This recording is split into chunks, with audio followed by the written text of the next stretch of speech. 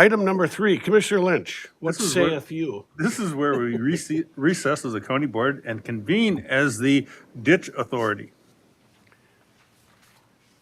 Second. So I have a motion to recess as the county board and convene as the ditch authority, and a second by Fahey. Any discussion?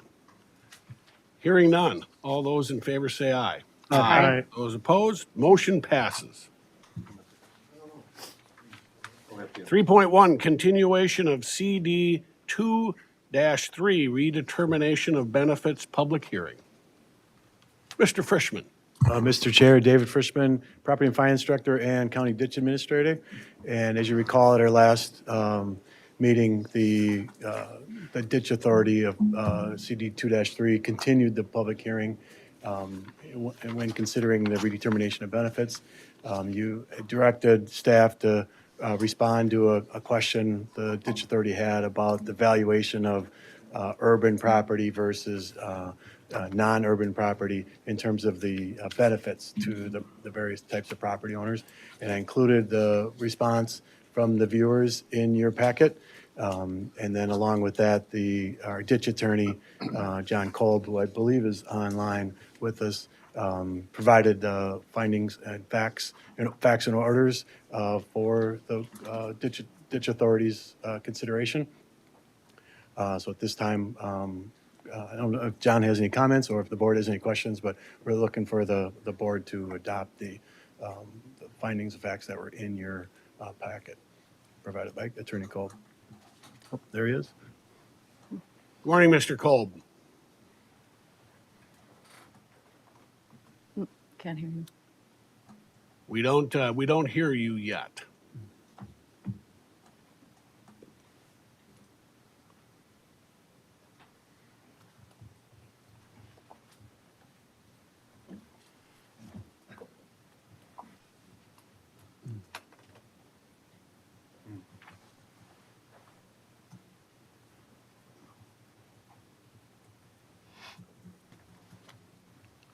Can you hear us, John? Can you give us a thumbs up?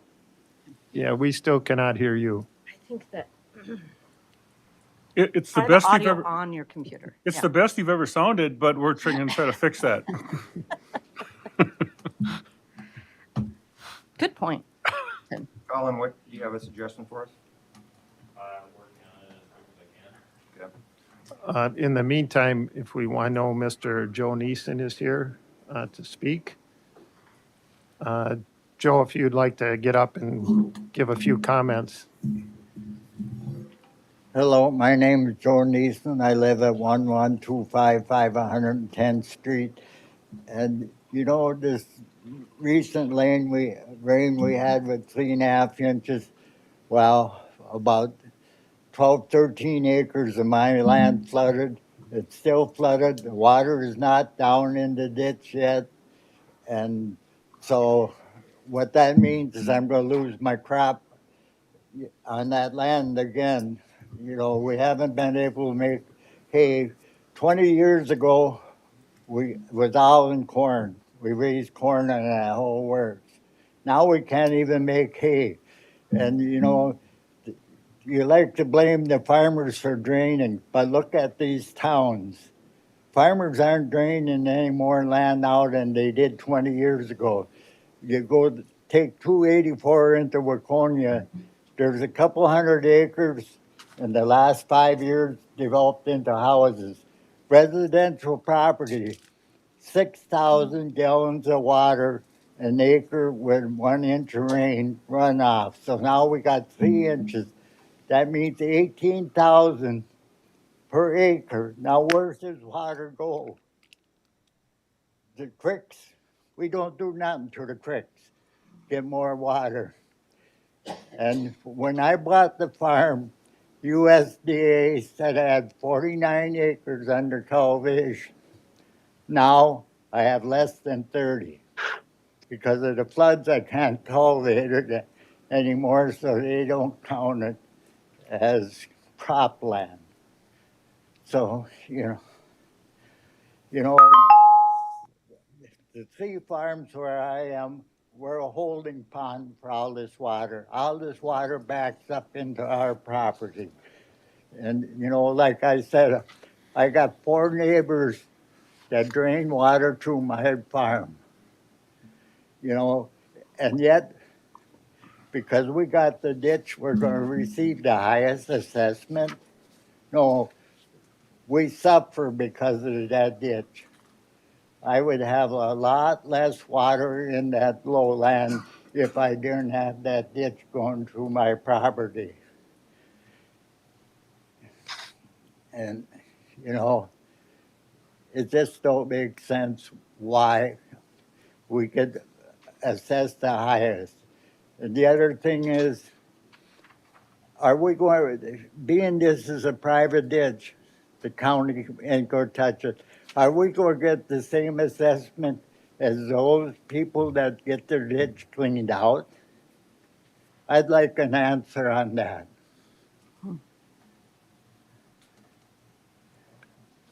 Mr. Kolb, are you able to? Can you hear me now? Again, sir. Perfectly. Very nice. The answer to Mr. Neeson's question, if that's what you're asking me to respond to, Mr. Chair, is Mr. Neeson's property. We've dealt with it now at all of the past hearings, including the continuances. And to my understanding, the same acres that he identifies as being regularly drowned out were not determined to be benefited by the viewers. Second is, if he's drained by a private ditch, that private ditch is his responsibility. And he utilizes that private ditch to get his water when it can get there to the main channel of ditch 2-3. And so the viewers utilize that in their considerations when they determine benefits to those acres that of Mr. Neeson that they determined were indeed benefited. The advantage, if you have a public system traversing your land, is also a detriment.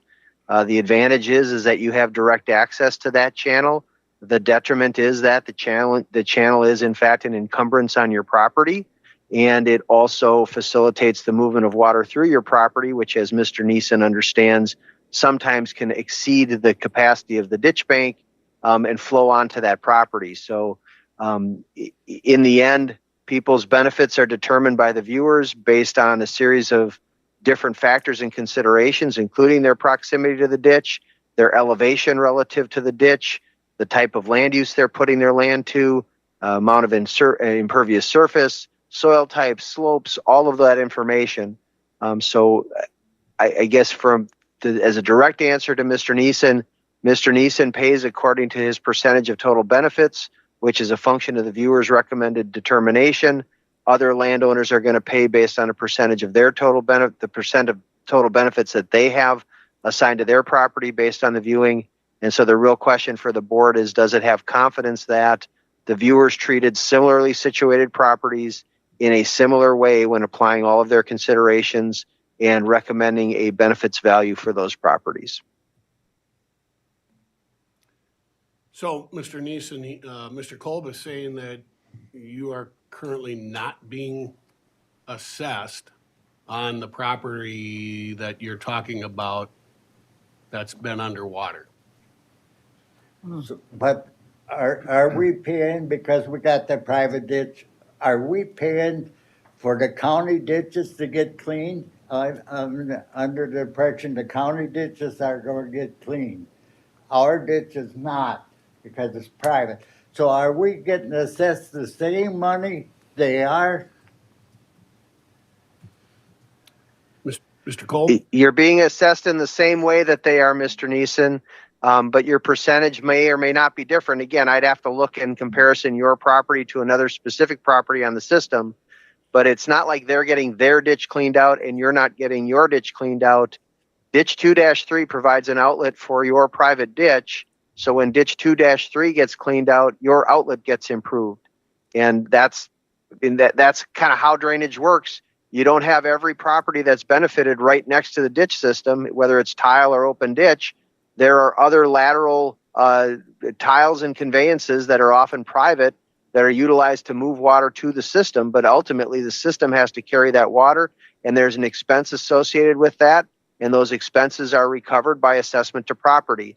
And so you're being assessed in exactly the same way as every other landowner based on the total percent of total benefits that you have assigned to your property as recommended by the viewers. So, Mr. Kolb, he's saying that this ditch is failing for him. Is that, do we know, if that's are we cleaning this ditch out soon? Do we know? Not a question I can answer, Mr. Chair. I don't believe that Ditch 2-3 has any immediate plans for any major reconstruction or repair, aside from the routine operations that the staff's been conducting to remove obvious obstructions to the flow of the system. So in other words, I'm gonna get assessed the same, our ditch isn't gonna get cleaned, the other ditches are gonna get cleaned, and I'm gonna get assessed as much as they are. Is that right?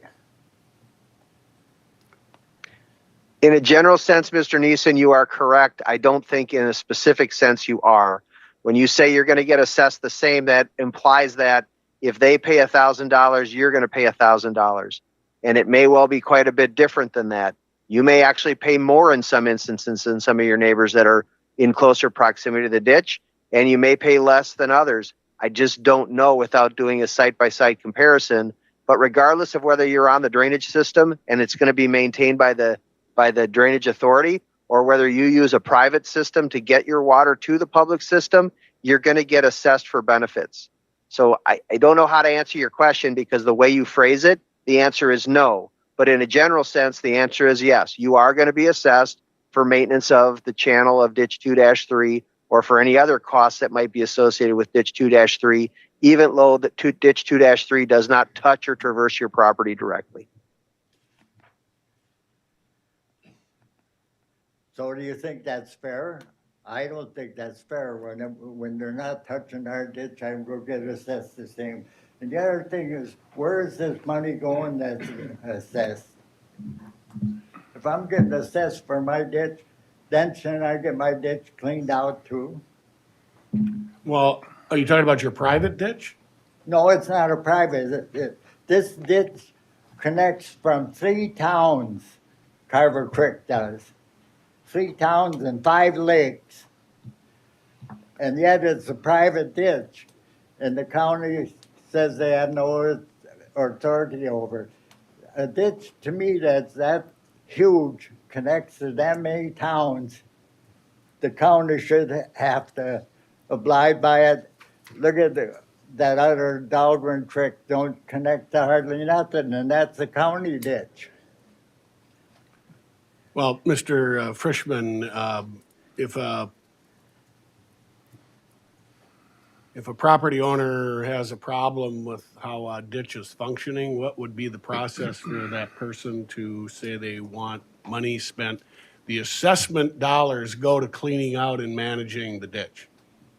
But No. they're not touching our ditch. Right, so how does a landowner get about somebody from the county to figure that out? Excuse me, Joe. Let me take my- Chair Workman, it's clear to me when it's a public ditch that the benefiting properties are going to pay for those, any clean outs or any repairs or anything that's being done using this new redetermination of benefits.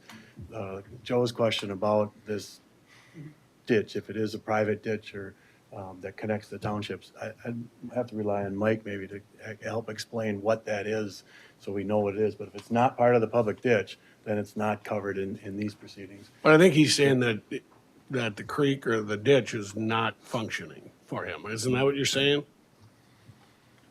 Well, it can't handle all this water. We keep adding more and more water to it, and we don't do nothing.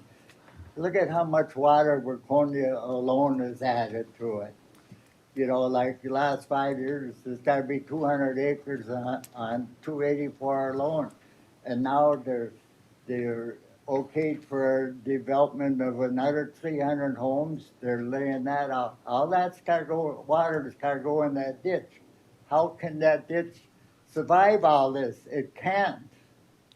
And that's why we're low, the three farms are low, it backs up. We all three lose a lot of land. The ditch from that 3 inches never went back in the banks. It's still over. Now we get more rain. All that land is lost. We gotta pay taxes on it. We gotta do all this, and we can't use it. And now we're gonna get assessed for it besides.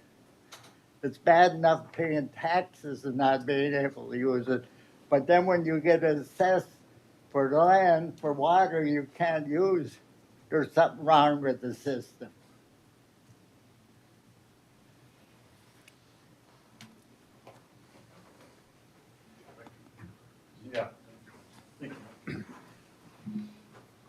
Good morning, Mr. Chair, Ditch Board. Mike Wanis, I'm the ditch inspector for the county. I'm also the Soil and Water Conservation District Manager. We saw at the last public hearing, Mr. Neeson's property was looked at again by the viewers. I just wanted to point out, so it's clear to everybody, that his property is being assessed as a Class 4, which is the lowest classification for the assessment. So because his water ends up in the public ditch system, he does get assessed, but it's at the lowest classification. So I just wanted to point that out. And then his ditch is also part of Carver Creek that goes through his property. So if he wanted to clean it out, he could do that. He may have to consult with the DNR about getting a DNR permit, things like that. But it's not part of our public ditch system, so we can't spend public ditch funds cleaning that out. But if Mr. Neeson wanted to clean it on his own, he could do that. He would just need to check with the DNR to make sure any permits would be required through the DNR. And if we could, Mike, I remember from last meeting, Joe mentioned that he thought it was like 20 acres that were not benefited, but it was actually like 23 or 24 that are not benefited, so he's not charged for those low acres? I think that was one of the explanations. When I look at my map that I see, some of the areas that are not benefited are the wooded areas, and then the areas that are not being farmed or not being cropped for hay.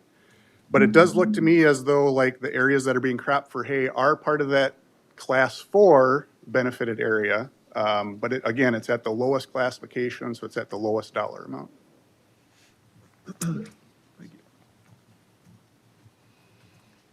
Commissioner Uderman.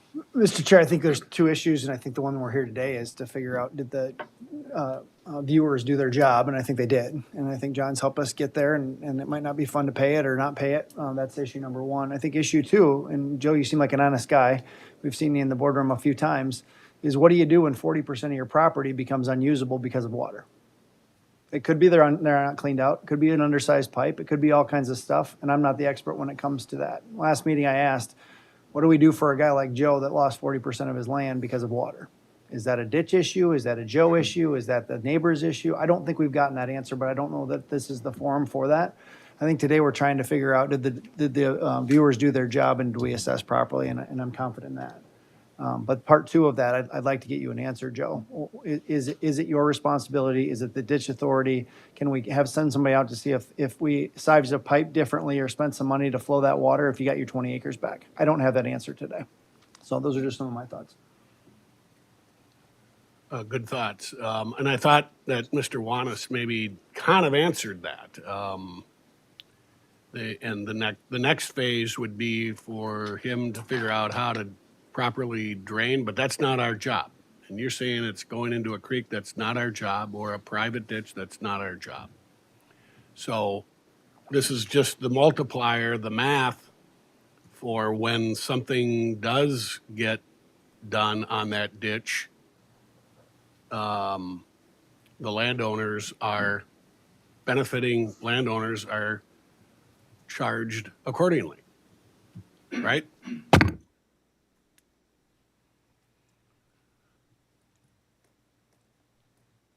Anybody else have a comment?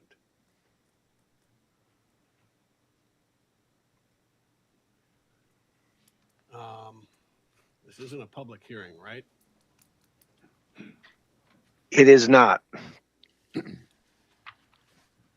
Okay, well, seeing no other comments, I guess we're ready for a motion. I can read one.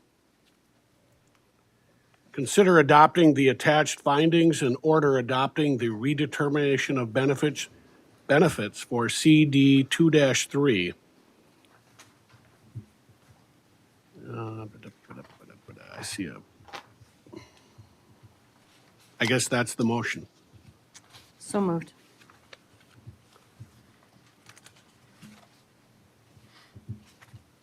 I have a motion by Anderson Second. and a second by Lynch. Further discussion. Mr. Chair, I'll be abstaining from the vote.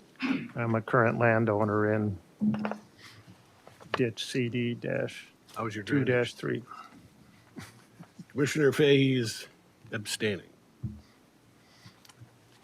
Seeing no other discussion, all those in favor of the motion, say aye. Aye. Aye. Those opposed, motion passes. Thank you. Thank you, Mr. Chair. Thank you, Mr. Kolb. Move that we recess as the Regional Rail Authority and reconvene as the county board. No, ditch authority. We already are- The Regional It's hard to keep track. This is when we. when Ditch amateurs- Authority, I take that friendly adjustment, yes. So Commissioner Ruderman has moved to recess as the county ditch authority and reconvene as the county board. Do I have a second? Second. And a second by Commissioner Fahey. Any discussion on that motion? Hearing none, all those in favor say aye. Aye. Those opposed, motion passes. We're back as the county board. Item 5.0, William Mueller gravel.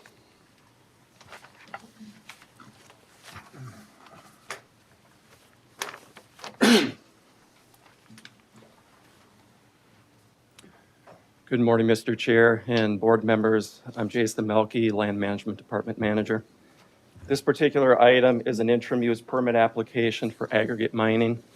It was submitted by William Mueller and Sons, and it is for property located in Section 18 of Camden Township. Property is owned by John and Carol Dahman.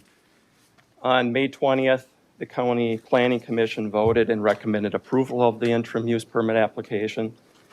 The Planning Commission resolution, site map, and maps, site plans that were, utilized as part of the Planning Commission public hearing have been provided to you in hard copy, and we also ultimately have them on the screen here as well for questions after I'm done giving this a little presentation here. The request would be to utilize the property for sand mining activity. The entire property consists of approximately 100 acres, which of the property, 22 acres would be used as part of the so-called operational area. And that would be for excavating, the excavation, processing, and restoration of the site. It is located along the westerly portion of the property, typically in mostly high ground and currently under crop production. It is estimated that about 250,000 cubic yards of material would be removed over a 10 to 17 year period.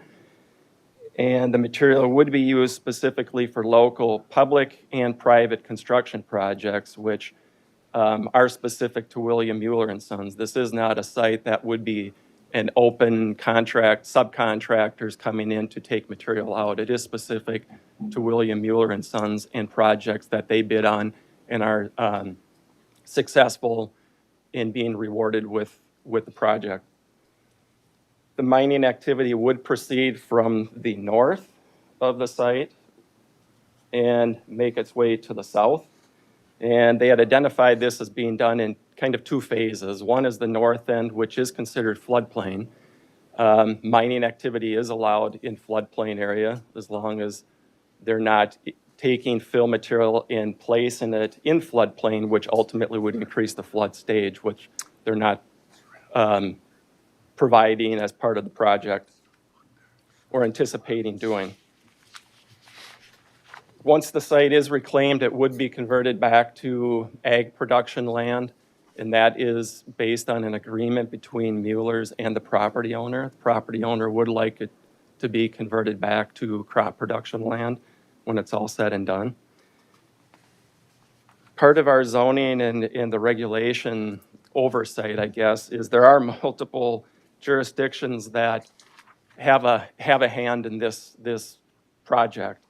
It ranges from county land management as the land use authority and allowing for this interim use permit to be applied for based on the zoning code regulations.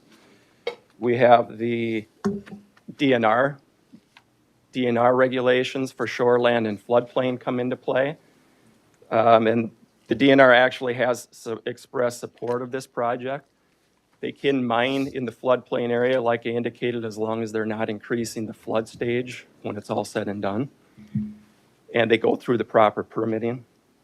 This is in the Minnehaha Creek the Buffalo Creek Watershed District.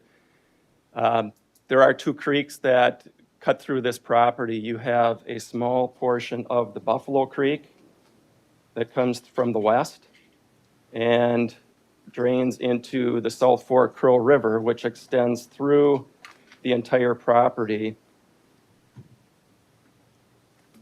You have the Carver Soil and Water Conservation District, which, because this property is taxed as a Buffalo Creek Watershed District property, they're the authority for stormwater. However, Buffalo Creek does not have does not require a permit to be applied for mining activity.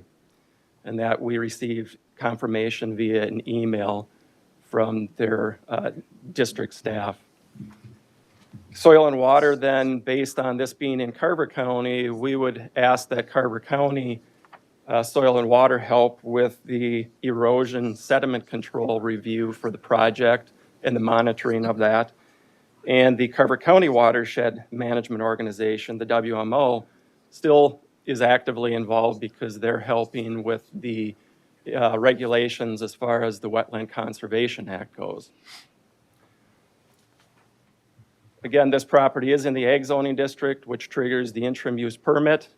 It is in the Shoreland Overlay District of protected watercourses, both the Buffalo Creek and the Crow River. And it is in the floodplain overlay district. As you can see on this map, everything that's outlined in the light blue is the general floodplain 100-year, or they call it the 1% chance of flooding. And the dark blue is the floodway, which is the 2% chance. And none of the activity they're proposing is taking place in floodway, but it is showing utilizing the northerly portion of this 22 acres as part of the floodplain and mining. Hours of operation would be are being proposed Monday through Friday, 6 a.m. to 7 p.m., Saturdays, 7 a.m. to noon, and no work on Sundays or federally observed holidays, except if there is an emergency situation that they have to get sand material. They would have approximately 5 employees during active mining periods, and the permit is non-transferable and would terminate upon, material being removed, pit exhausted, and or an ownership change. But it would still remain open until all restoration takes place. And they're in compliance with the appropriate regulations. The haul route to the site would be via 84th Street, and all haul truck traffic would go west onto 165th Street, which happens to be in Bergen Township in McLeod County. So this property is on the westerly portion of the county, the Carver-McLeod line. And the applicant did go out, attend a Bergen Township meeting and got their support, and they actually have an agreement in place to make sure that they're applying dust control at an intersection. This is a 2-mile stretch heading west to get to a main road south of Lester Prairie. The Camden Town Board recommended approval, but they did have some specific requirements that William Mueller and Sons is to handle road maintenance, dust control, grading, and graveling for the portion of 84th Street that they need to utilize to access the site, which is a very short segment. And then once they get into McLeod County, then they need to follow the Bergen Township agreement. The haul route is prohibited on Camden Township roads as well, and that was part of the conditions, except whereas necessary. And there are a bunch of conditions as expected with any mining activity, and one of them identifies complying with the local road authority, which in this case would be Camden Township and Bergen Township, and making sure they're complying with the appropriate conditions and anticipated responsibilities.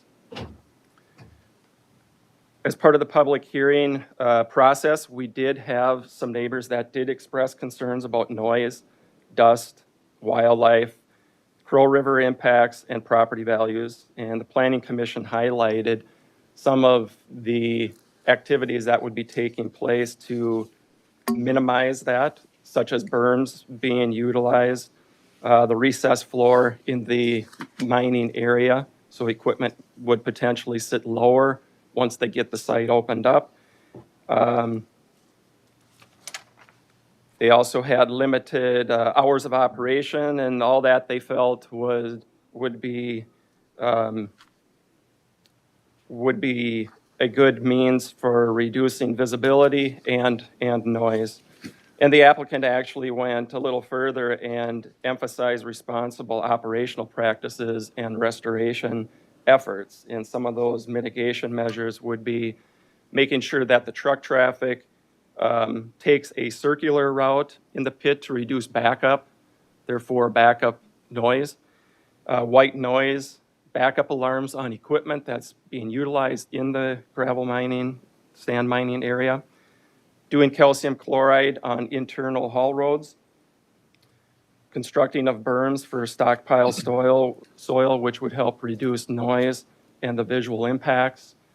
And the berms, the topsoil material is all getting pushed off and being located in the green areas that are identified along the westerly portion of the property and south portion of the property.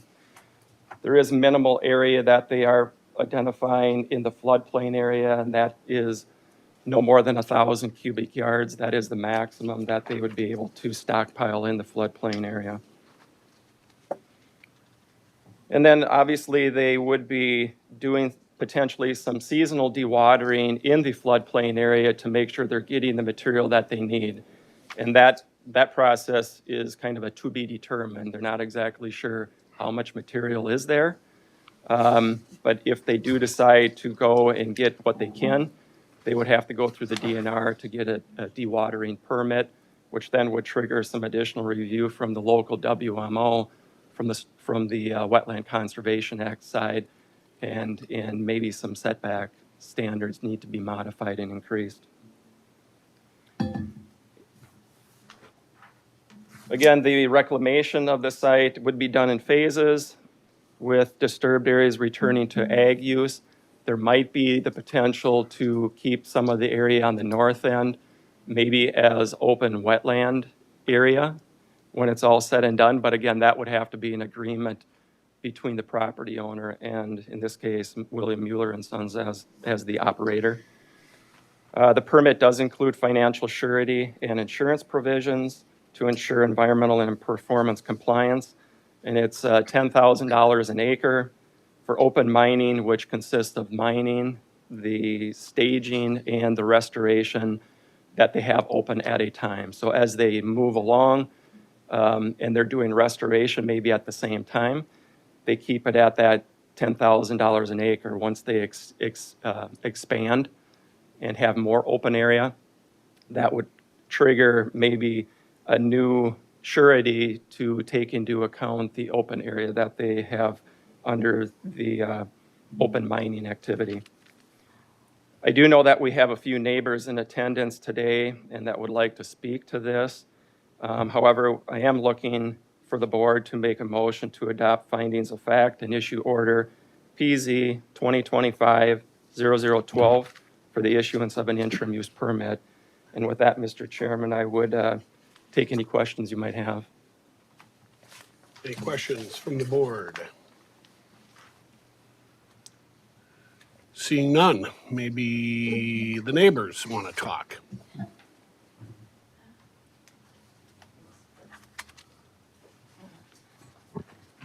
Good morning. Good morning. Can you hear me? Yes. Okay. I'm Cheryl Blaisdell. I'm living at 8040 Yale Avenue in Camden Township. I'm also representing my neighbors who are working, most of them today, and cannot make the meeting. That includes Daugs, Martinsons, and Hansons. We're all on the west side. We're all on the east. The pit would be to the west of all of our properties on the other side of the Crow River. So of those four. You're considering approval of an interim use permit to allow sand and gravel mining, including crushing and screening of aggregate materials on the property to the west of my property line. This would locate directly west in view of my property and on the west side of the Crow River. I'm hoping you decline it. And here are the reasons following. I moved to this property 10 years ago after living closer to the city. I moved knowing that this is where I would retire and be my last home. I looked for property that was away from the city activities and quiet. Right now, my property, I hear minor vehicle noise in the morning during rush hour for about an hour. But mostly I hear the sound of the birds singing and the river water running over the rocks. A lot of people in Minnesota retreat to the North Woods for peace and quiet, and like many of you probably did last weekend, this is my retreat. There is currently a smaller gravel pit owned by Litzau's just across the county line in Lester Prairie that's 2 miles away from me. This would be about 2 miles away from the new pit site. I'm able to hear the activities of the current pit, but it is smaller and it has been established for more than 10 years that I have lived at my current address. The sounds are not constant or on a daily basis, but when they are crushing for sure, or running dump trucks through for a period of time, it can be heard by myself and even the neighbors that even are east of me. And I'm on 42 acres. The Muller pit would bring a more extreme noise, about 150 truckloads of material going in and out on a weekly basis versus right now Litzau's are, maybe 10. I'm not sure what their count is, but not so many. The rock crushing is extreme noise. There'd be the beeping of the backup bells of the dump trucks, the loaders. The generators will be running all day long, and the elevators will move the rock and gravel, and the slamming of the dump truck gates would happen too. I'm retired. I'm home all day long, with in and out. My quiet would now be invaded by listening to this ongoing noise that I was trying to get away from. I've also developed a lung condition in my older age that makes me very vulnerable to poor air quality, such as these last 3 days. The gravel pit and its dust from the processing of the gravel and its movement would bring an increase of dust and exhaust fumes that would impact my quality of life, for sure. Part of my daily activities, living on the Crow River, which I wanted to do, is I photograph. I'm a photographer. I do sell some stock pictures online, and that's my side hustle besides my Social Security. And I feared that with this activity, with the gravel pit, it's going to chase a lot of what I'm photographing away. I worry that the noise of the pit and the change of the vegetation will make all of these animals, relocate. In regards to scientific effects, I'm a former teacher. I'm very into research and looking things up. So I did my due diligence and I surveyed things, and I found that a 2014 survey by Anthony Ladson and Dean Judd, the authors had said their survey showed that gravel pits near rivers lead to riverbed degradation, bank erosion, channel widening, infrastructure damage or destruction, habitat damage, degradation of water quality. I live on a very nice S-curve. I moved my house way back to the very end right so I could see the Crow River, which would be then directly across from, the pit would be up higher. When the trees aren't leafed out, I'll definitely see that. But it is the noise. And Martinsons are next to me and Hansons are there and Daugs are right to the south of me. That. Also, based on the information I received, I conferred with a lawyer that has rural land experience in litigation. Can't use the name, but there is a legal precedent that he stated called quiet enjoyment. That protects landowners from unreasonable use of property that causes above normal daily noise and can hold the landowner and the user accountable. So there is a legal precedent for that. Also, along with the other 4 adjoining neighbors, Dowds, Martinsons, Hansons, myself, we never received notification of the application of the gravel pit permit sent to the Camden Township. This legally should have been done. And therefore alone, without that notification, lawyer suggests the process should start back to the township level, that we should have been notified so that the people that are affected should have a say in this. Along with that, if the permit's approved, we as neighbors would consider hiring an attorney to seek claim for our property not continuing to go up in value. Not that it will drop, but will it go up at the same value as surrounding property? And I've been given information that this would be a legal, something that we could legally pursue and with litigation and expect the county to provide compensation if our land value does not go up like everybody else's in the area because of the noise and because of having this gravel pit there. If you do allow it, we would ask for signage be put up for no jake breaking, no backing up, no gate slamming, ensuring the continuous forward flow for the trucks to move in and out of the pit, change the operational hours. I mean, right now it's 6 to 7, come on. And change the operational hours to Monday through Friday from 7 to 5, Saturdays from 7 to noon. And one of my biggest concerns, because I'm there, and when they're crushing gravel, it is loud. And nobody can say anything different to that. I would ask that it be like, and I know they don't do it every day. I'm hoping they could do it in 2 months, 2 times a month from 8 to 4. I would like to remind the panel that the vision statement on the planning committee, as stated on the website, is where the future embraces the past in keeping Carver County a great place to live, work, and play for a lifetime. I feel that when I attended the Planning Commission in approving this permit at the last meeting, they were not living up to their vision of making Carver County a great place to live, and ask you to reconsider not approving the permit. W.M. Mueller has other gravel pits in the area, one that's just over the border, over the line in Lester Prairie. They could move, they could find other gravel areas if they need to expand, go to a different location. I cannot move. I'm at the end of my financial ability to do something like that. This is where I'm going to have to stay along with other neighbors, and so I don't have that opportunity. Thank you for your time. Thank you. Anybody else?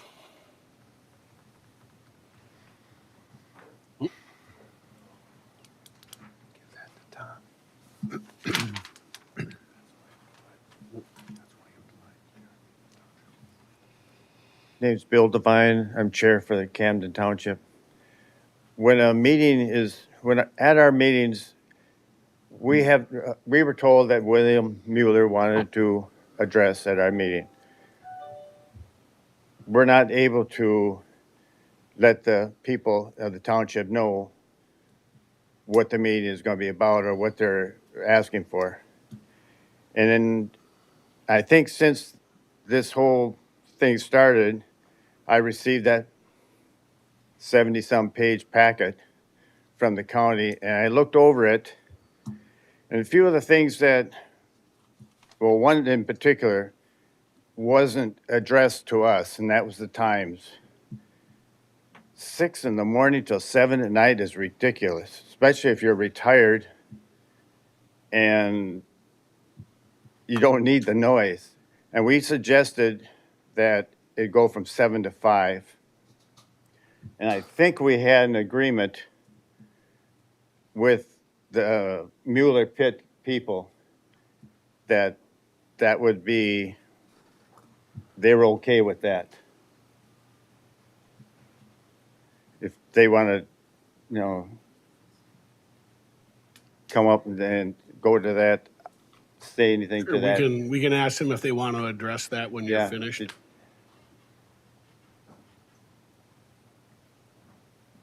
Or now.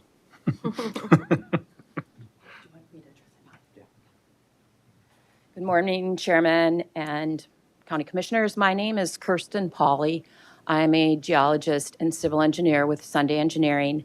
And I've been working with William Mueller and Sons on preparing the mine plan and permit application for the mine site that's being discussed today. And I just want to reiterate that, yes, there is an agreement by William Mueller and the township where they have agreed to limit the hours of operation that had been requested, which were 6 to 7, to include, to reduce them to 7 to 5, Monday through Friday for production, which means, production means operation of any crushing or screening equipment and actual extraction activities. But then maintain hauling from 7 a.m. till 7 p.m. in case there's some jobs that require some extended hauling hours in the evening. And that is, I believe, the hours that were discussed with the township that they agreed to. I also, I'll let the town board continue, but I have some additional comments that I can make to respond to the other public comments as well. Oh, right now? Yeah. Okay. And So- Ms. Polly, aren't you related to a very famous legislator from Eden Prairie? I am, yes, yeah. And I'm sure she sends her regards to you, Tom, so. Yeah. So there was some question about noise, and I just want to reiterate that noise is regulated under the state Minnesota Pollution Control Agency rules, and the site will operate under a Minnesota Pollution Control Agency permit for air emissions as well as noise. It also operates under a Minnesota Pollution Control Agency NPDES permit for stormwater and water quality. So, in addition to the WMO with regulations regarding erosion and sediment control, this site will be regulated as well by the Minnesota Pollution Control Agency, and stormwater and erosion control and sedimentation are all covered under the NPDES permit that is required. The noise, it follows state noise rules, and there's been a number of measures that have been designed into this site to ensure that the site is operating in accordance with those noise rules. The noise regulations are strictest if there is an area with residential land use in the surrounding lands, and so it will be subject to the most stringent noise standards. The noise standards do vary between daytime and nighttime to ensure that nighttime levels are peaceful and in accordance with residential land uses in the surrounding area. The other thing to keep in mind is that this site is relatively small compared to many mining operations. It's a total of only 22 acres with 15,000 to 25,000 cubic yards of material a year to be removed. This means that there's not going to be processing on a daily basis, but typically the processing equipment will be brought in. It'll be operated for a period of a few weeks to produce stockpiles of aggregate material, and then that portable processing equipment will be removed from the site, and that material will be used as needed to supply these jobs. There was a comment that this site doesn't belong here. There's plenty of other locations that could be utilized, but the fact of the matter is that aggregate is a valuable resource, and within the county, it is not located everywhere. You can't just operate or open a mine where it would be in an industrial zoned area. There's a reason that it's allowed in ag areas, because you have to open a mine where there's actually resource available. And in Carver County, these are often outwash deposits that are located adjacent to streams and rivers.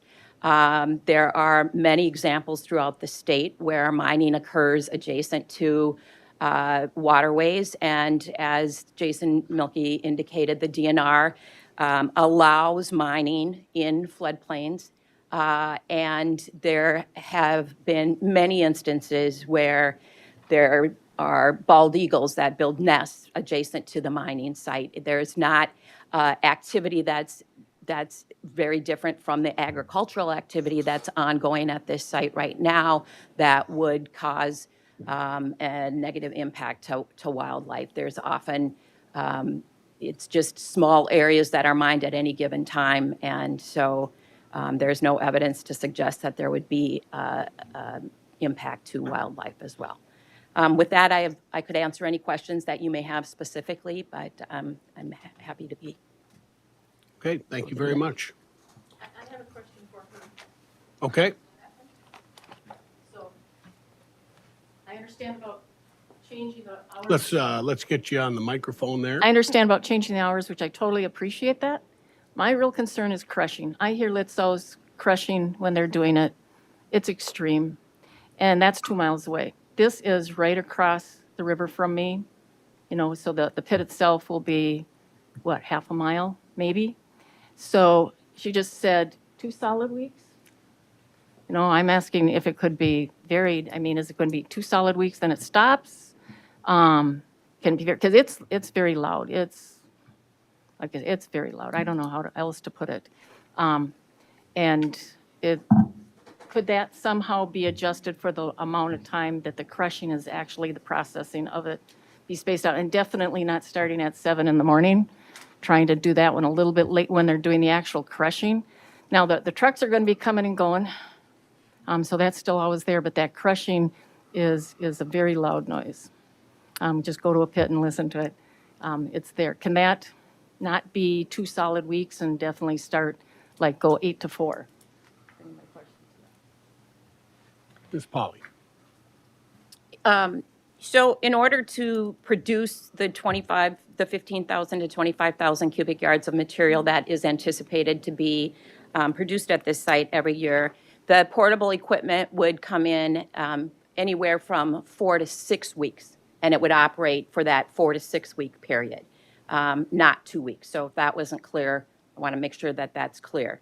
And the 7 to 5 production hours is what's anticipated to be required in order to produce that much material. And in terms of the noise, that crushing still has to meet the state noise standard. So it may be considered loud to some receptors, but the noise reduction measures that have been implemented for this site, which is recessing that crushing spread, putting it adjacent to the active face to help absorb some of that noise energy, along with other measures that relate to the truck traffic and internal circulation of noise, are all put in place to make sure that the site can meet noise standards. If during the operation, the noise is determined to be unacceptable to a neighbor, they have the right to contact the Minnesota Pollution Control Agency and request that they investigate and determine whether or not they're actually complying with the noise standards. So there's that additional potential for monitoring and regulating that through the Minnesota Pollution Control Agency.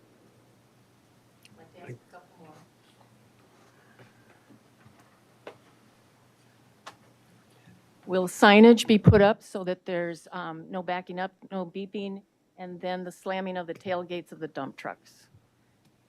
Because I know often a lot of pits will put the signage up for no slamming of the tailgates and the backing up. I know you say that there's the loader will have a white noise. I haven't heard that, so I'm not aware of that one, but can signage actually be put up to make sure that any of your outside contractors, any other trucks will not be backing up or slamming, because that's very sudden when that happens. Well, and I know while we're waiting here, this board has the great advantage of the chairman having worked on top of a landfill of all things for just 2 years. But so if you can imagine a gravel pit being your neighbor, try a landfill. And I don't think backup beepers can be removed from large trucks or packers or anything else. That's sort of the irony of it. The feds say they got to be on there. And so, but isn't this mostly stuff going out? I'm not sure that the gates on dump trucks should be a problem, but Yeah, so the majority of loads are going to be exiting. There may be some material imported for reclamation. And you are correct, the backup noise alarms are required by, in this case, it's MSHA, Mining Safety and Health Administration.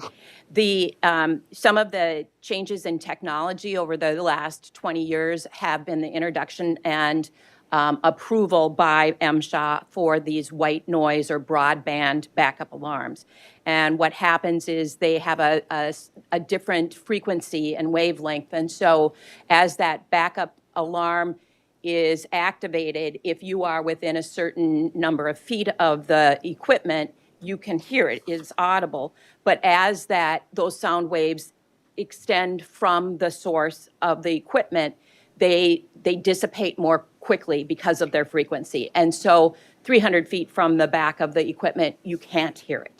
And those can be used on the loaders. Most often in mining operations, the equipment that's operating on a day-to-day basis that has to back up will have those broadband backup alarms on it. And so you won't hear that beeping.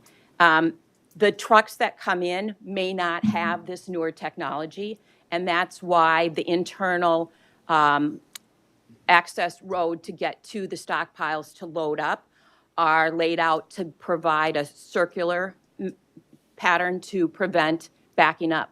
And that has to do with not just noise, but just safety as well. And so in operations that are now being developed, you see this circular pattern so you don't get the backing up. Now, if there is a load coming in that has material that is maybe going to be dumped for reclamation or whatever, there are some instances where you do get backup and a backup alarm, but the percentage of those vehicles is extremely low. Wouldn't most of those be side dumps?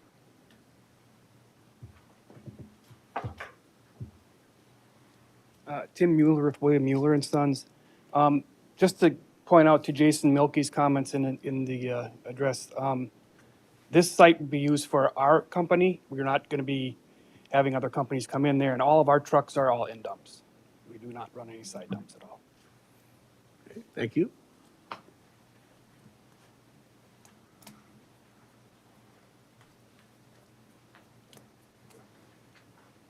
Hopefully, while this pit is going, that everything will be monitored, obviously by the county.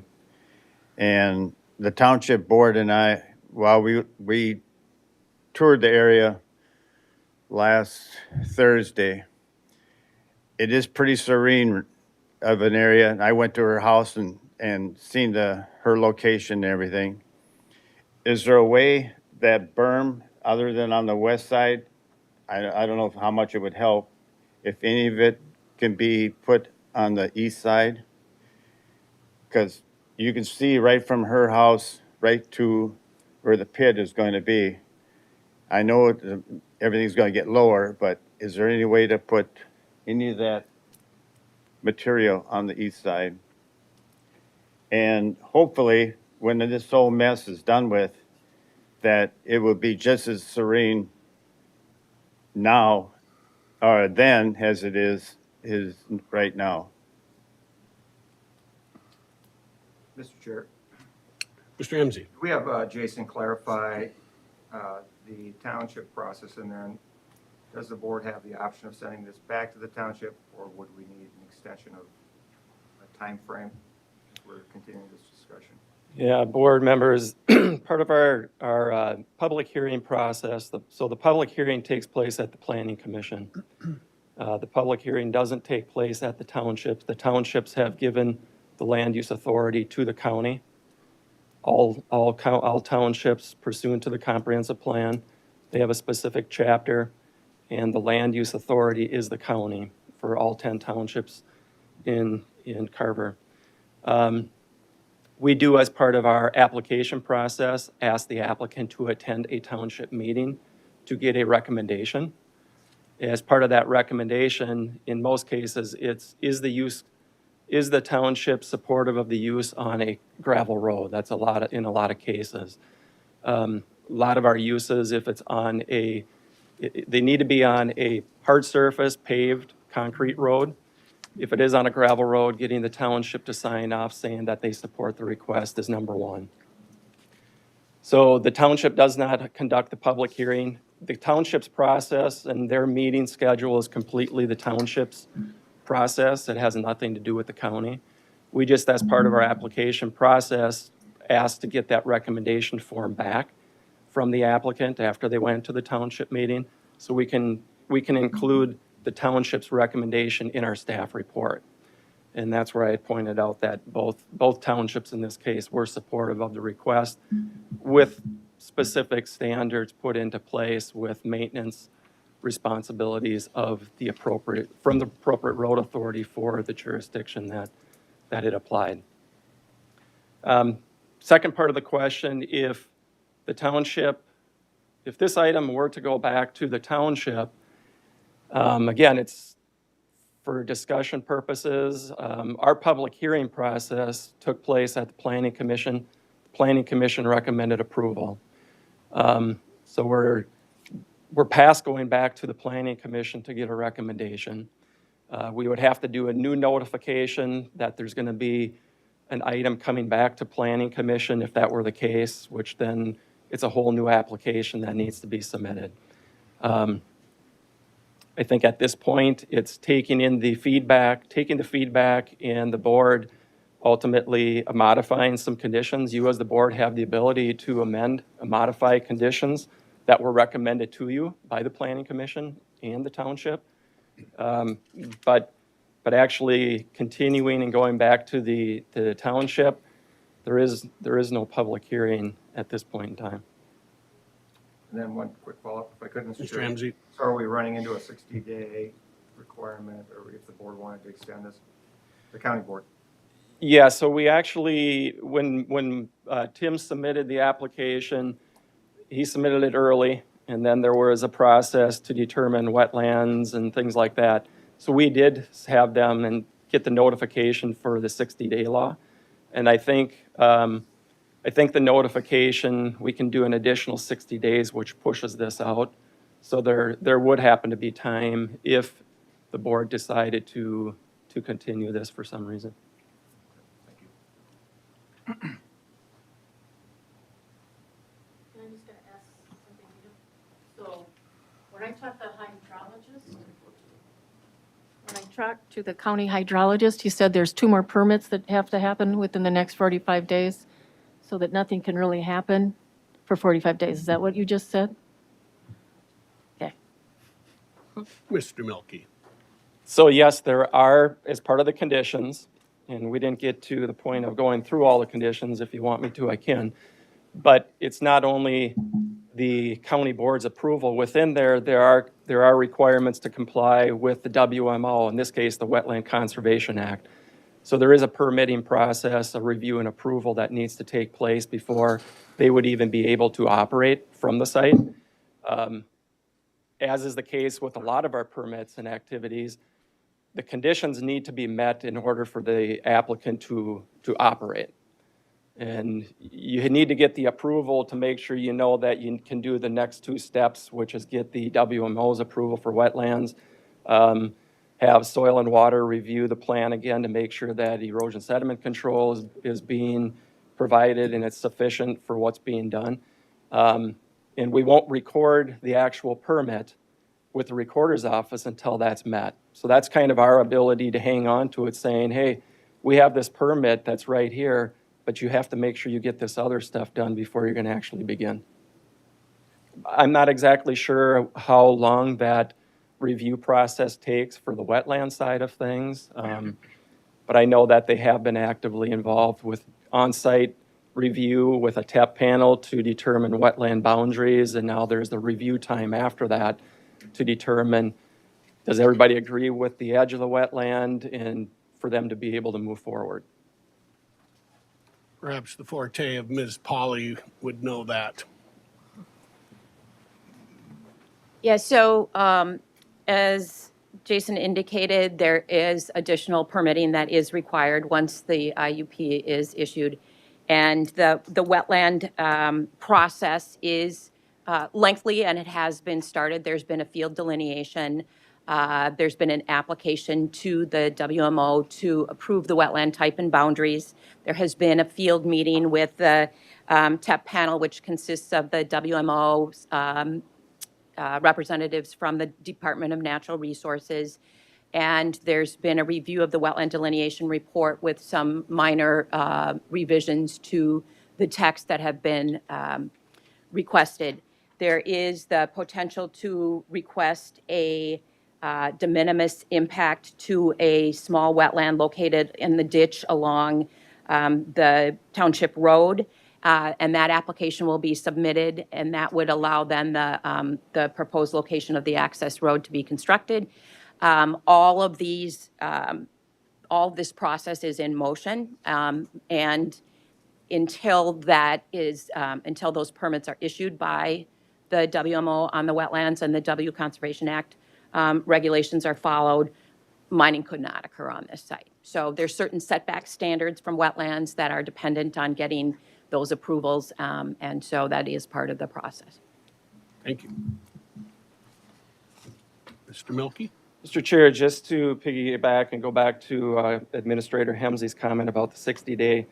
So we did send the 60-day letter to Mueller's on May 1st, and the written notice 60-day, 120-day reflects a July 19th, July 19th, 2025 County Board deadline for decision.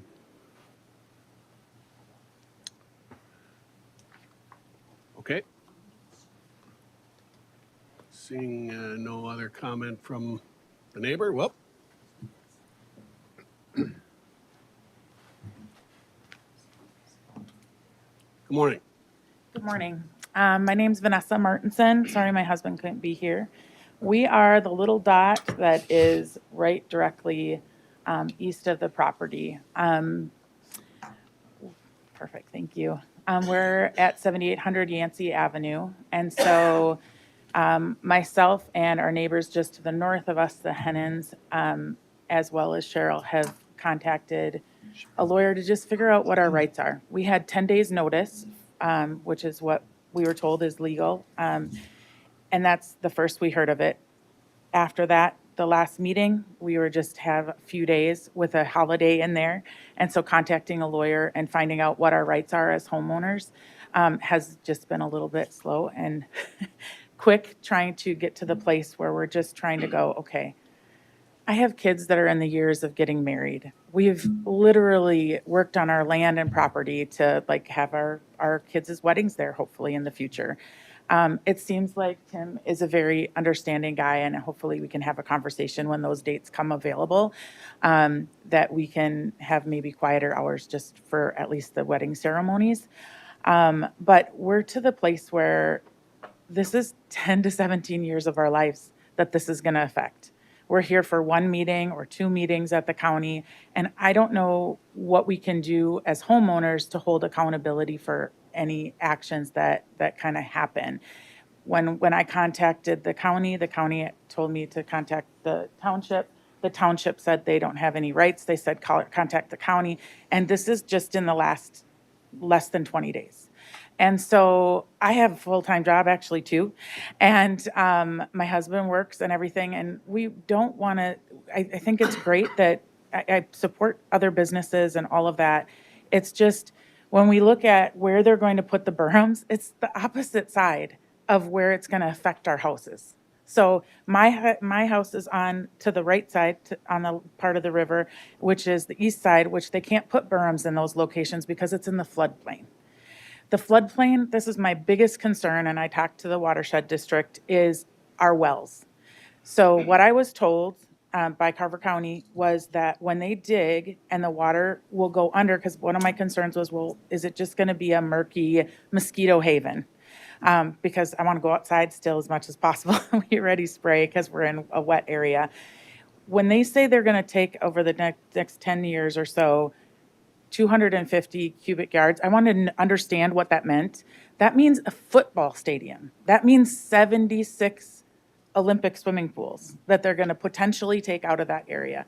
What kind of things they're going to replace with? Like What items, like when they go, I work construction. So when we have yucky junk that we need to get rid of, we go, oh, who's going to take dirty fill?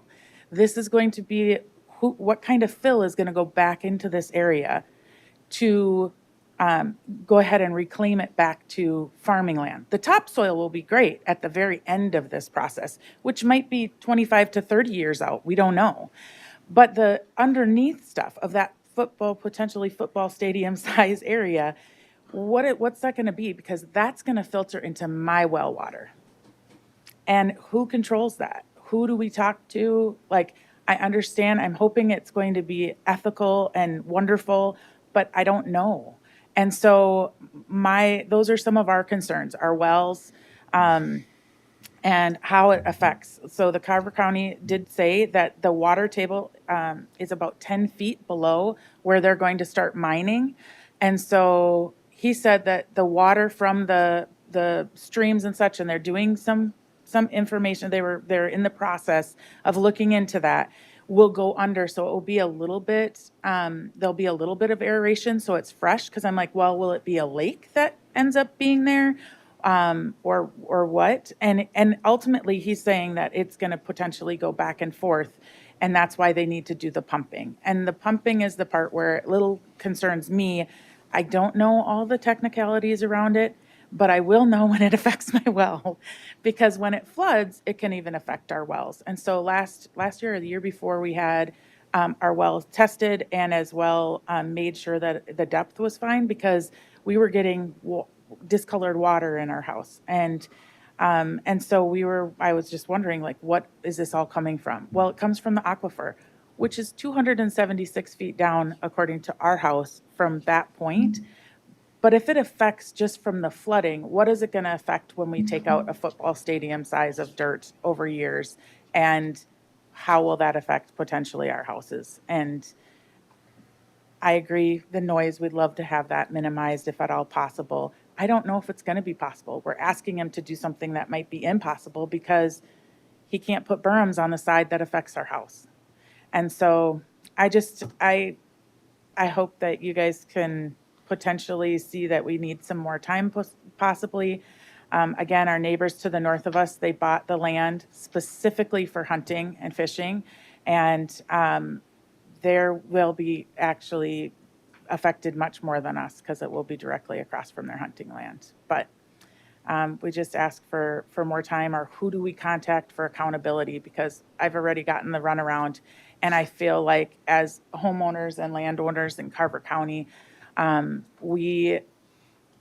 neighbors to the north of us haven't even heard about this, didn't even have a choice. And I know the legal ramifications of that, but the physical, how can we proceed? Because we feel like we've really not been given a voice, and the voice that we have had in a very limited amount of time.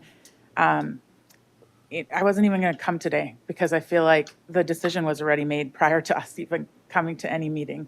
And that's really hard, because this affects us tremendously. So thank you so much. Thank you. Anybody else? If not, I'm going to bring it back to the board for discussion. And I know, Mr. Milky, that affecting wells, et cetera, neighbors would have strong recourse, I'm assuming. Yeah, Mr. Chair, I think the wells are all administered and managed by Department of Health.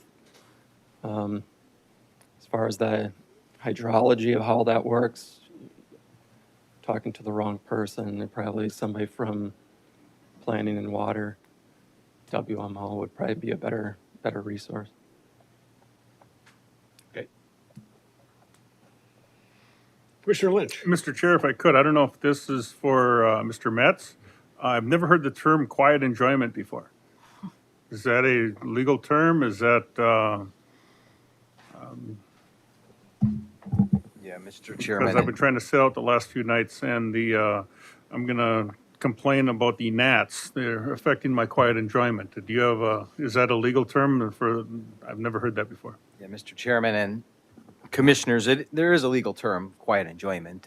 I'm not, familiar with what the requirements are, and certainly there's the standards and the statutes and the ordinances that this board and the planning commission have to follow according to that. And so that's a consideration that they take into as well, so.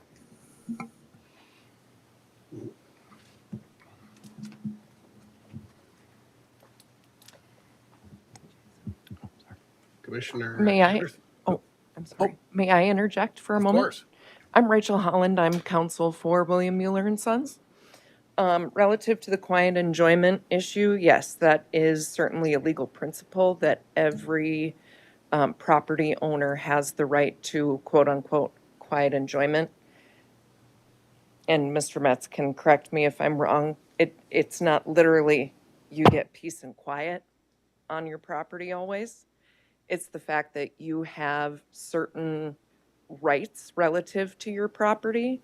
And, one thing could be, that could disrupt your quiet enjoyment could be trespassers. It really doesn't have anything to do with noise per se. So I just kind of wanted to point that out just so there isn't a misconception that everybody is entitled to absolute peace and quiet on their property, which would be great, but it's just not realistic. The other thing I'd like to point out that hasn't been brought up is the rights of the property owner on which this mine is going to be placed. The Dahmans have a right to use their property in a manner in which they see fit. They're allowed to make money from their property. There's been a lot of work that's gone into this. Our firm has represented William Mueller and Sons for decades. They are one of the most, it's a local family-owned company. They care about the residents of the county and the townships. This isn't the first time they've done this. This is also why they've done so many things to try and mitigate some of the noise issues, the dust issues. They know the concerns of residents that are surrounding their mines, and they really truly do their best to consider those things as they conduct their operations. But I think it's important to point out that, as Ms. Polly said earlier, gravel's only located in so many spots. It's just not everywhere. So you have to go to where the gravel is located if we want road improvements like Highway 212. Right outside my office in Waconia, the streets are being reconstructed. We need material to be able to do that. So this is one of the things that's required in order for our technology and the way our life is, has become in the world that we live in today with paved streets and that sort of thing. And the Dahmans have rights to use their property as well. So I just wanted to point that out as something that hadn't been brought up, and I'm also a resident of Camden Township. I live on Highway 25, so I am not adjacent to this property. But it is one of the things that I know is possible living out in the country, that I could have a gravel pit going in next to me I own 40 acres as well. But a solar farm could be put there, all of these different land use requirements, and it's a difficult balance to make sure that everyone's interests are being considered. But I guess what I can tell you is that with the work of Miss Polly and William Mueller and Sons, they're doing everything according to the law and complying with all of the regulations that have been put in place by both the township, county, state, and federal government relative to environmental issues. Thank you. Chair Workman, if I may. Commissioner Anderson? Thank you so much for your comments. I mean, what I see this as is this is a neighbor issue. And while I understand when you move to a property and you expect and you move there for some reason, that it could change. And I see William Mueller and Son as being a good neighbor. They've made adjustments to this plan. They've changed the hours to this plan. But the reality is, when you move into a property and a business becomes your neighbor, it is going to change things. And that's hard and that's difficult. And as a business owner myself, I struggle when I hear other people making decisions that would affect somebody's livelihood and their ability to be profitable. And I think William Mueller has been a good neighbor, and I think will continue to be a good neighbor. And you're right, he has rights, they have rights to this property. And I think the Planning Commission did their job. I think this process, maybe there's room for improvement in this process. I don't know what that is. I trust Jason in going through this. I don't see any benefit personally of extending this. I think we need to move forward with this decision so that people can make plans and accordingly. Can some of the suggestions be put into place in paper, on paper? You're talking about to be a good neighbor, but we talked about some recommendations to make those changes. I think you're gonna. And I would I think you're gonna struggle. need to come up to the podium Yeah. again. We do want to limit it to only 7 people at the podium. Yeah. So we've talked about a lot of possible adjustments at that, and it sounds like they're willing to do it, but I'd like to see that in writing. And Are we honest, talking about the hours of operation? The hours of operation, the forward movement, the backup bells, the white noise, the berms, like the township has suggested, could those berms be moved over and block my view, so when the leaves go, I'm not sitting and looking at a pile of gravel on the other side of the Crow River?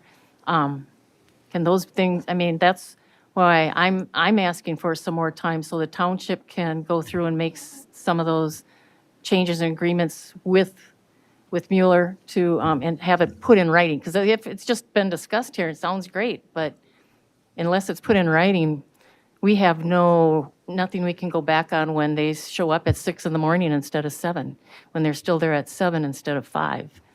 And, the berms, like I said, they're not going to help us. And there's literally more houses on the east side of that gravel pit than there are on the west that are being affected. And nothing's being put up to block that view. Yes, there's trees there now, and there's the floodplain and the water, which is an absolutely beautiful view. But when the leaves go down, so can't there be time where some of that, because now the township seems like they have more information than they had in the past, to get that stuff in writing, somehow submit it, whether it's to Mueller, I don't know what that process is, so it can be put in writing so that we know that our good neighbor is going to do these things, just like you'd do with any good neighbor and with any kind of business. But I would divert back to Mr. Melky.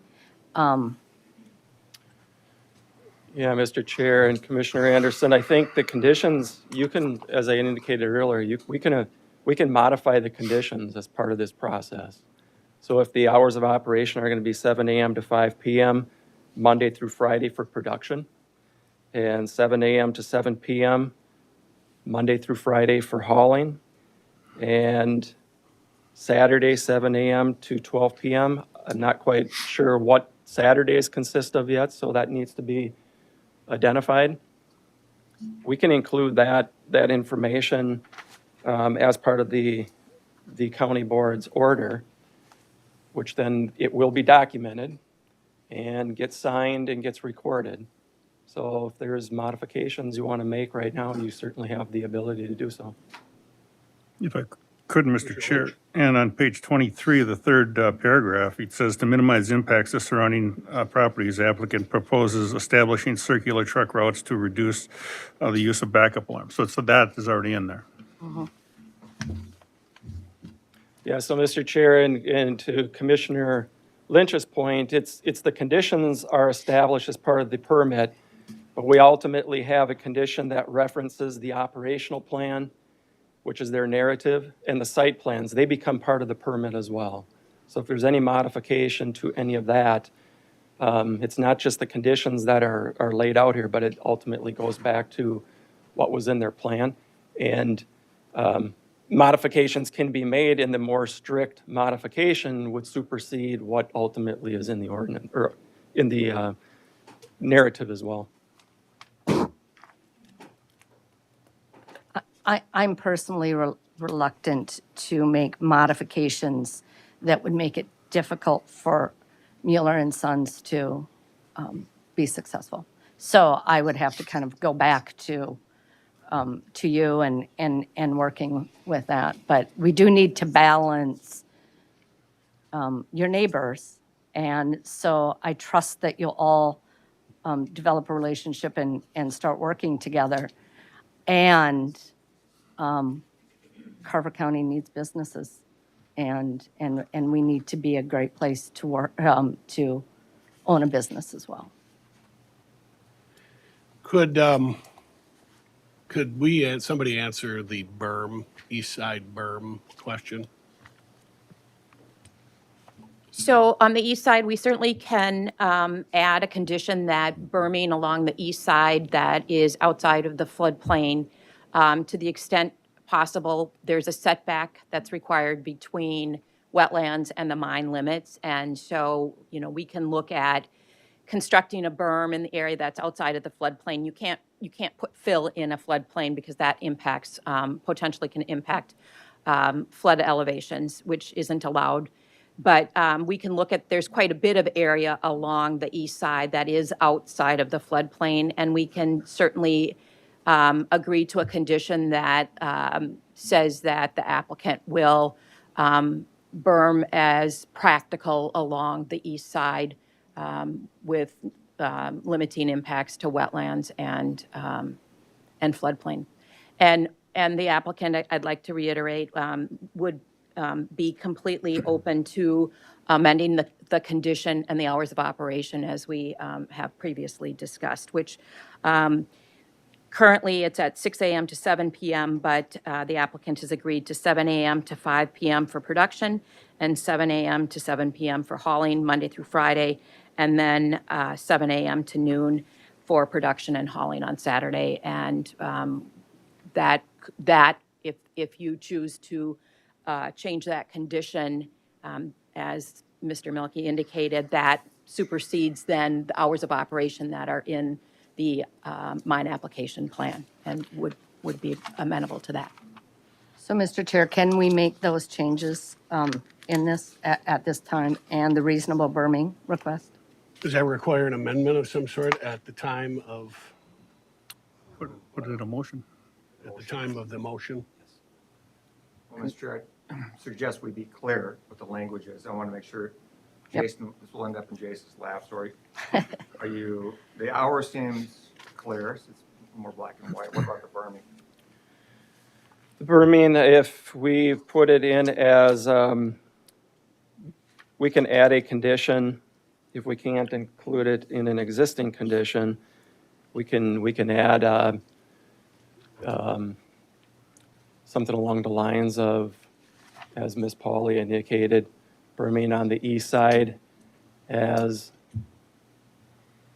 amendable, meeting floodplain and appropriate wetland setbacks. Well, Okay it with- would remain to be seen how much topsoil and removal is going to need to make a, 10-foot high berm, or, I mean, what's adequate? Yeah, the majority of the berm that's on the west side and the south side is all topsoil that's being stripped off to create. So they need that for restoration later on. As far as additional material to be hauled on to create berms, I'm going to leave that up to the applicant to explain. Yeah, so typically the screening berms are built in phases. So as an area is open, you want to limit the size that's open at any given time. It's just a standard erosion control best management practice. So typically the phase one area, the topsoil would be removed and the berm located adjacent to phase one would be constructed. It'd be shaped, it would be seeded and vegetated to establish vegetation and control erosion. And so during that time, along the phase one areas where it would be practical to put a berm on the east side, that activity would occur in phases as well. So that phase one area, the northern portion of phase one is located in the floodplain, but the southern portion, there could be a a berm constructed with that topsoil material that's removed as part of the mining phase. I would not anticipate that material would be hauled in to construct a berm. Typically, these perimeter berms are all just from material that's overburden and topsoil that's located on site. And so, a condition that says to the extent practical, berming along the east side will be performed in phases to provide screening from properties to the east.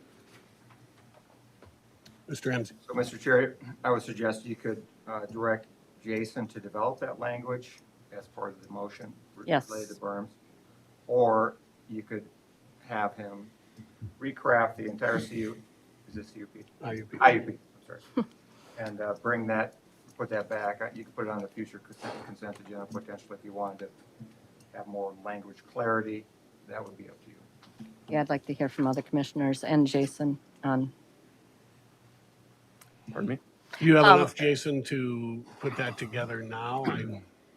I do. I think listening back and with the assistance of Krista, maybe to try and listen to the meeting and get that language detailed and craft it into a condition, and we would just add it as a separate condition so it stands out. It's still up to the board to determine if you want me to put that together and, as Administrator Hemsey said, bring it back so you can see it, or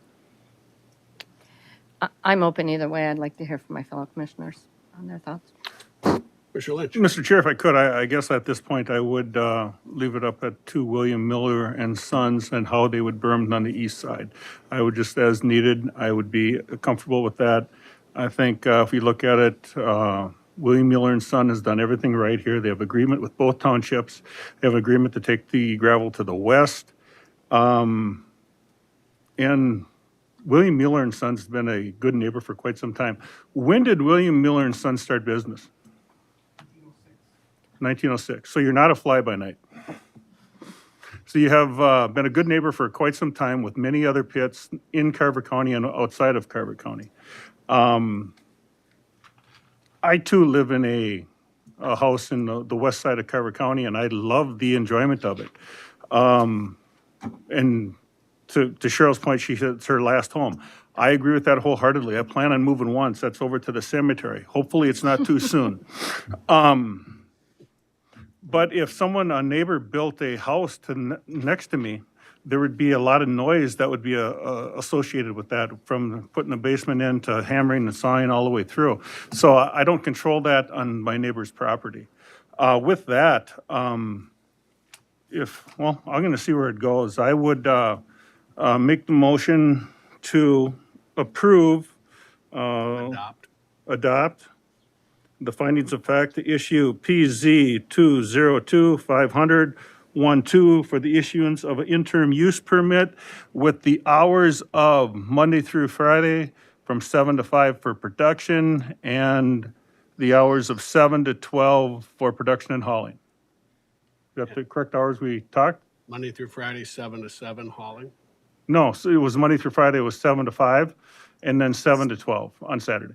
Mr. Chair. 7 to 5 for production, 7 to 7 for hauling. Right? Okay. Right? Did I get that right? Yes, you're right, correct.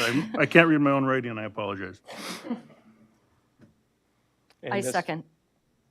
And Mr. Chair, the production, 7 a.m. to noon on Saturdays would be production and hauling. Correct. And then we're adding a separate condition to identify berming on the east side of the phase project areas to help provide screening, and we'll craft that based on the discussion. Based on the discussion as needed, because as Vanessa, it goes in phases. So obviously you wouldn't need it at the very beginning, so as the phase comes out as in phases. Mr. Chairman, Mr. Metz. just so it's clear, because this board is voting on this and it is stating the findings and fact in the order. So it's not coming back with the language. Correct. And so with the motion, it should be clear, as you stated with the hours, but specifically with the berm. And what I heard was they were willing to do some more additional berming as practical. And so if the motioner could make that clear at this time, that would be best Well, for the and process. As practical as I'm perfectly fine with that terminology. And I'm happy seconding that with that as well. at the legislature, there's a big difference between may and shall. And we're saying may. Is that what we're saying? Yes. May. They may do berms, not shall. Is that what we're saying? I'm Yes. saying that practical, and we're leaving it up to William Mueller and Sons, and they've been a good neighbor since 1906. So yes, I trust William Mueller and Sons. And of course, I did not say I didn't. And I'm hoping they can fix Mr. Neeson's wet farmland. I bet you they could. Okay. I just want to make one other comment. I appreciate all of the homeowners who have come to speak. I think you're all reasonable. And I think you're going to be surprised that you're going to have all be good neighbors together. And I would encourage you to have communications outside of having other people intervene. And so I'm hoping that these changes will give you a little bit more peace of mind. And and I'm hoping that you all end up having good relationships with your future neighbor. Supervisor, you want to come on back up? I think I'm loud enough, but Yeah, you're not. No, please come on. Why don't you come on up? Yep, Yep, we have a we motion know. second. Oh, believe me, I know. can I get another copy of that 72 pages after this thing is all done, sent to me, Yes. like the last one? Indeed. That's all I want. Commissioner Urman or Fahey, any comments? Yes, Mr. Chair, I was going to wait till after the vote was taken for discussion. Well, let's have it before. You might Okay. change some minds. Oh, all right. If I have that much influence, Mr. Chair. As the liaison back to the Planning Commission, we did vet this issue, and all of the neighbors were there. Vanessa was there, and Cheryl, and the Hennons were there, and they talked about the property and the impacts that they see on everything to the east of the mine site. And the Planning Commission, we did talk about it at length. We asked quite a few questions. Tim Mueller was there and answered all our questions and concerns, and went through the process. The process has started. I think this originally went through Camden Township in February, so the time has definitely transpired. And part of the recommendation that Camden Township gave, that recommendation carries a lot of weight generally in a planning commission meeting, and taking that recommendation, and then the planning commission did give their recommendation and approved this, and ultimately it was sent forward. And originally, when we talked about it from the agenda perspective, this was going to be a consent item. And 9 times out of 10, all of these items, once they get vetted through the planning commission, because that's the planning commission's role and responsibility for those individuals. Most of them, or not most, but part of them are township supervisors that sit on the planning commission board, and obviously other residents. And it's a lot of due diligence, and it's a lot of work, and a lot of time that's committed on the planning commission. And that's what we're there for, to do the due diligence and the vetting. And, excuse me, so as that process took place, there was some discussions after that in relationship to changing the hours. And I think with what this board did, taking it off the consent agenda and making an agenda item, has given that another opportunity. And I agree with Commissioner Anderson to move forward because the neighbors did have their opportunity to speak here today again. And I think we heard those concerns, and I think it is, as the motion has stated, to change those production hours. And then also with the berming, and Miller and Sons are in agreement with that, I think that's just a win-win as we can continue to go forward. And as Commissioner Anderson has stated, this is an allowable, permittable use in Camden Township. So the landowner does have their rights. And as Attorney Holland has stated, that the rights of the property owner, it's their decision. And then that starts the process. And then here we are today with going through all the necessary steps. So I would be in support of the motion. Commissioner Ruderman? I just recognized some faces. I don't know if everybody had a chance to speak that wanted to. We're good. That's good. I start from a place, it's your land. You can do whatever you want with it. That's my starting place. And that matters to the people that own the land, and it matters to the people adjacent to the land. And where it gets a little messy is when there's competing interests on there. It pains me, gal in the back, when you say, come into the boardroom and you think it's already determined what the answer is going to be. And I think that's our state of politics right now. I think a lot of things get done in the back doors, or at the federal level or the state level or whatever. And I hope today at a local level, you heard that we heard you. And I'd like to have the inclusion, although I know the Muellers would attest to it. If you're having a wedding, I think if you call them up, they'd probably not crush that weekend. I just know that to be the fabric of the family. He's nodding in the back, by the way. So I don't see that needs to be written in. Cheryl, you had mentioned the notifications. I think there was proper notification. I think we had this discussion. I think we heard from all the parties. And then the Mueller family, they've operated here for a lot of years, which was already said. I was at a gathering, I don't know, a couple years ago, and they were honored for their community service. And I know anytime you run a gravel pit, you're going to have people that aren't going to like you for different reasons. But the fact that Tim is here in person as part of the Mueller family, that does say a lot. The fact that nobody came up here scorching him and throwing flames at him or his family says a lot. And I think that there's a lot that won't be in the contract that you guys will be able to negotiate. It's not lost on me that this is potentially 17 years. You've got good math. I was Googling it. ChatGPT helped me get 21,000 truckloads over the course of 17 years. That's a lot. And I've learned a lot even just today. And then if it helps you at all, I've driven by many times and wonder why people would build houses by the gravel pit in Carver. I'm like, why would people do this? And I've asked a lot of questions, not of the family, but of community members and the people that approve that. And people are building businesses around that gravel pit. And I'm like, I don't know why people would do that, but they do. And they're enjoying it. And I think that there's a plan once that thing gets capped. I'd like it to be, this is my pitch, I'd like it to be a bike trail so people can do extreme stuff. I'm sure there's houses to be built. And to Commissioner Fahey's points, it went through township. Those people represent you, right? And it's thankless, favorless, horrible job sometimes, and they have to balance it. Went through planning commission. We all appoint somebody to represent the districts we are, and I trust the people that are there. They're probably more knowledgeable than us here. So if those hours can be changed, if we can get a nod on the weddings that will come that we don't even predict. I also wish there was a way that we could post that this is really good land that has gravel or sand underneath it, so that people before they buy would know it's there. And I just don't think that's possible.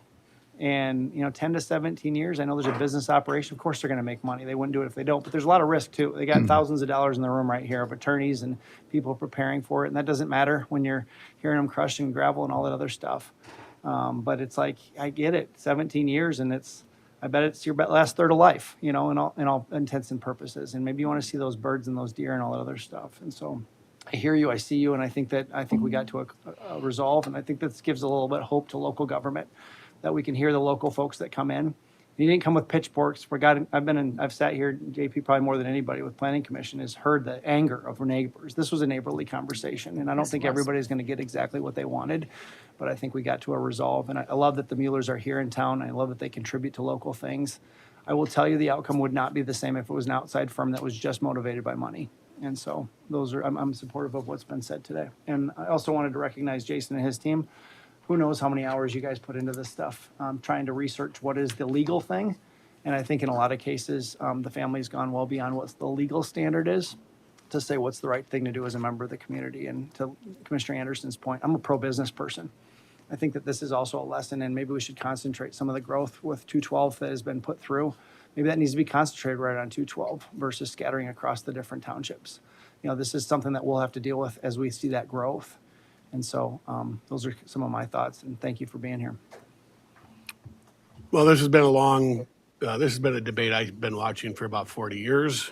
As a legislator, I was on an aggregate subcommittee at the legislature. I actually started a spring road posting weight limit subcommittee. This is the kind of fun I've been involved in.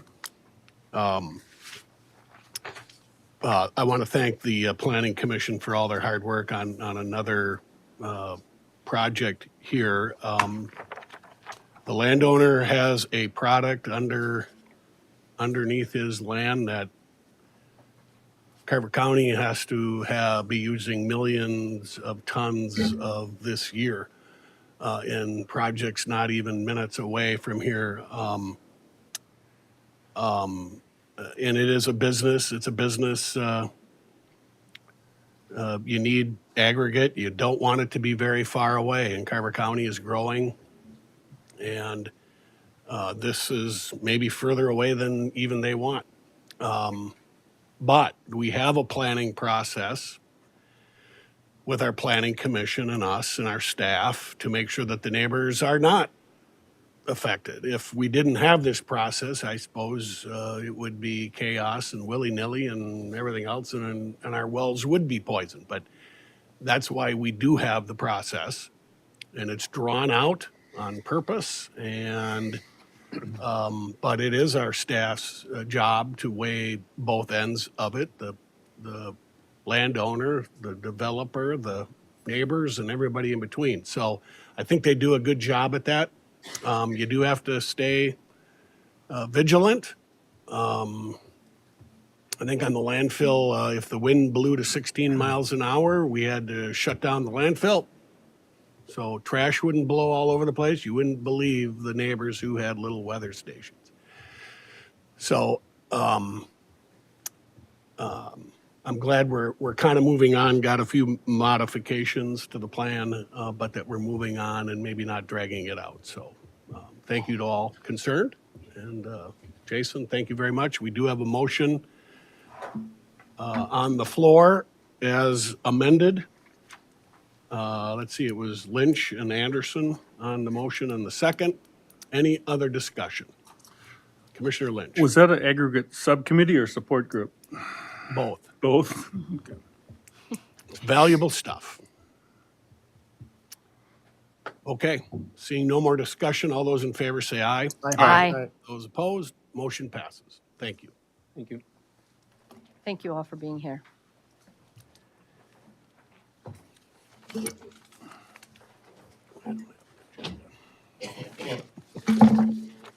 Don't you have something to say? Oh, County Administrator's report. I don't think we're that far yet. No, then I've been misguided. No. MCIT. Oh, yes, MCIT, You're looking right by so. Minnesota Counties Insurance Trust. Mr. Chair, Commissioners, I'm Sonia Walter, the Risk Management Specialist in Employee Relations, and I'd like to introduce today Gerd Claybaugh. He is the Executive Director with MCIT. MCIT is the Minnesota Counties Intergovernmental Trust, and Mr. Claybaugh is here today to provide the MCIT member report to the board. Good morning. Well, good morning. You got a busy morning.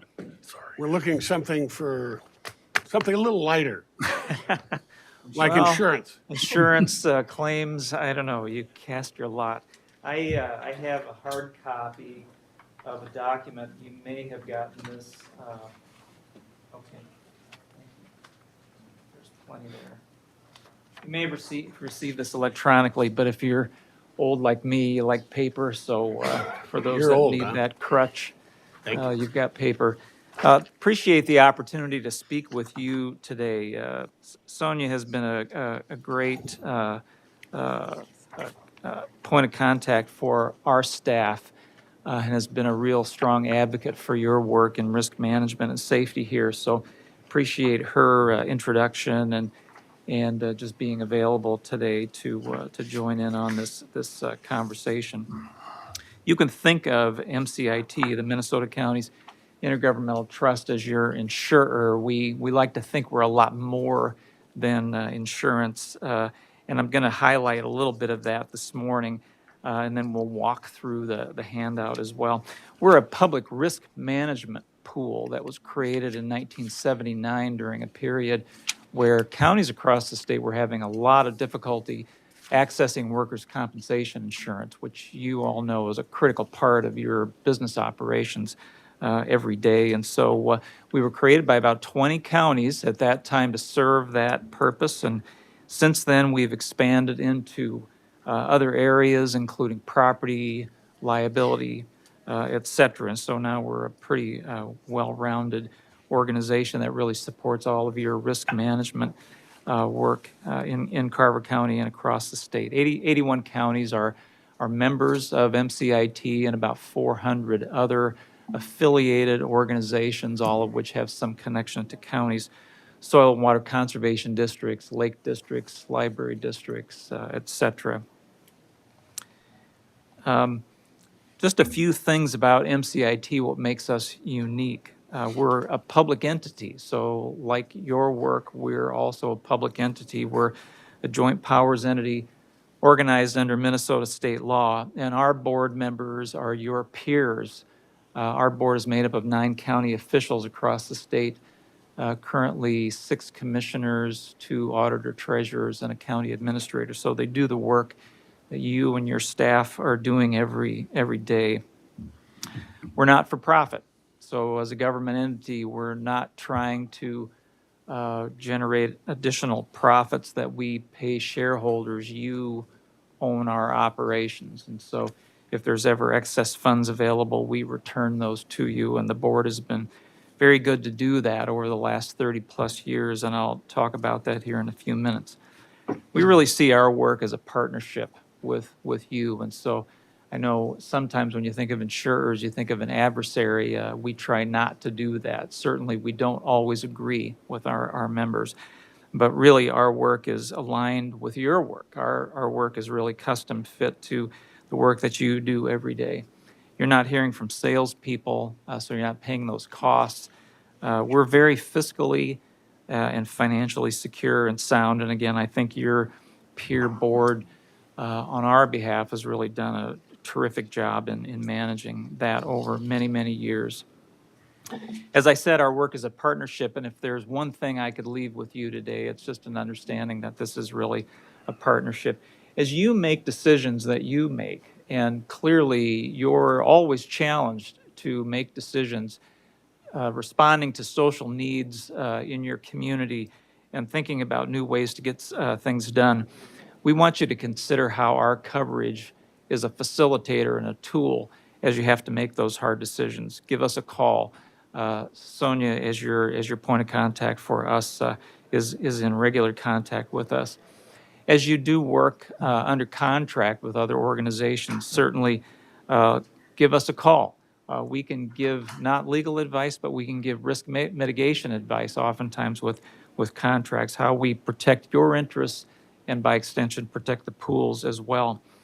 We've spent a lot of time in the last couple of 3 years on cyber security, cyber hygiene. This is an area that we're doing a lot of training on. We've got good resources available, and you're taking advantage of that. Our staff is regularly attending all of our members' safety committees to be sure that we're there as a resource, and I know you're taking advantage of that as well. We offer a lot of training, and I'm sure you're taking full advantage of that, and often those trainings are at low or no cost to our members. So take advantage of those risk management services, take advantage of our consultants. Again, we're here really to serve your interests. I'm not going to read this handout. I know that'll be a sigh of relief to you, but I do want to hit some highlights. If you turn to page 2, for example, one of the things we do to keep our program offerings financially secure is we buy our own insurance, which is called reinsurance, and that top graphic on the top of page 2 gives you a little bit of sense about what our premiums have been when we buy reinsurance, whether that's for property or liability coverage. Your costs have been going up, whether you're constructing roads, buildings, repairing facilities, what have you. We see those costs go up as well, and those are driving reinsurance rates. We also see increased liabilities. Law enforcement liability, for example, other public sector liabilities have been a driver for costs for risk pools really across the country, not just in Minnesota. And so that's having an impact also on the liability reinsurance rates.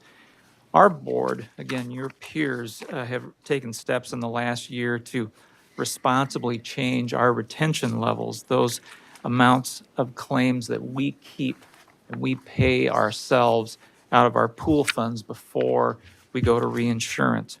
And so they've taken some action to bring those reinsurance costs down by retaining a greater amount of that liability ourselves. But that increased retention, that increased liability that we hold on to also makes our partnership that much more critical. And so we're anxious to do work with you that really helps reduce risks by providing training, by providing consultation support to your operations every day. And again, you're our partner in that work.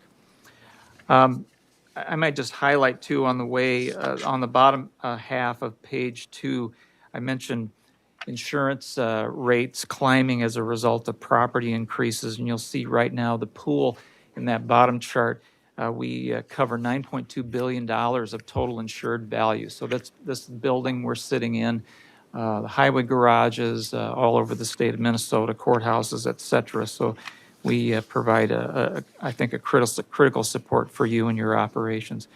If you turn to page 3, we talk here a little bit about dividends, rates, and claims. We refer to premiums in our case as contributions. So you're going to hear that from me and our staff. And those are and those are calculated in a way very similar to what property taxes are calculated. There's a value, there's an exposure for this building, for example, that we're in. There's a certain value that's attributed to that, and we apply a rate to that to come up with the amount of money then we charge you for contributions. Similarly, with workers' compensation, we've got some complicated factors that include salaries, job type, et cetera. We're taking an exposure, we're applying a rate to that as a way to calculate that contribution. So it does get a little complex. Dividends, if you look at that upper right-hand kind of tan graphic there, last year the board decided to provide $3.5 million in dividends to our members. That's all from the Workers' Compensation Fund. They do that as a result of the actuary suggesting to them that they're retaining more revenues than they need in order to pay out their long-term obligations. And that's affected by claims, claim payments, but also by investment returns as well. And Carver County's portion of that last year was $86,900.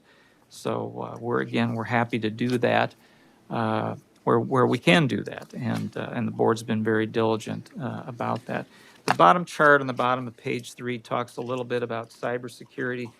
That top line that's bouncing around, the dark brown line there, just gives you kind of a sense that cyber claims are incredibly volatile. Basically these are crimes in a lot of cases that are being committed, and so they're very difficult for us to provide some level of coverage to. And again, highly volatile. If you look at the difference between 2022 claims and 2023 claims, just the dollar amount paid out was very, very different in those 2 years. We're doing everything we can to provide training and support to our members to be sure that you've got the tools that you need to be able to deal with that ever-changing area of liability. Last page, last 4 here, we'll just hit again a few highlights. On the upper left section, we talk a little bit more about the workers' compensation contribution. We have a factor in there that's called a mod rate, and that's a factor that really is reflective of your actual experience as compared to the pool as a whole. And you'll see your rate is 0.84, so you're better than the pool as a whole. So congratulations. That's all as a result, I'm sure, of a focus on safety for your staff, and you're seeing the benefits of that in a reduced mod rate. And it follows that that has an impact to reduce your contributions for workers' comp as well. The claims table on the right upper section is 5 years worth of claims, and so this is pool-wide information from 2020 to 2024. And you'll see there again by department, the number of claims per year, the amount paid per claim. You can see at a glance kind of where our areas of liabilities are. That bottom section is property liability, again, same annual averages. You'll see a lot of auto claims, for example. We have 30,000 vehicles that we provide coverage to, but the average amount paid per claim is relatively low. I mentioned law enforcement liability earlier. You can see in that section that law enforcement liability, the number of claims per year is relatively low, but the amount paid per claim is pretty substantial. So all challenges you all face and your staff face every day, we're here to make sure that where your staff are injured, where you have property that's damaged, we're in a position to help get you back on the road, help get that health restored, and get you back on your way so you can continue to do the things that your public needs you to do every day.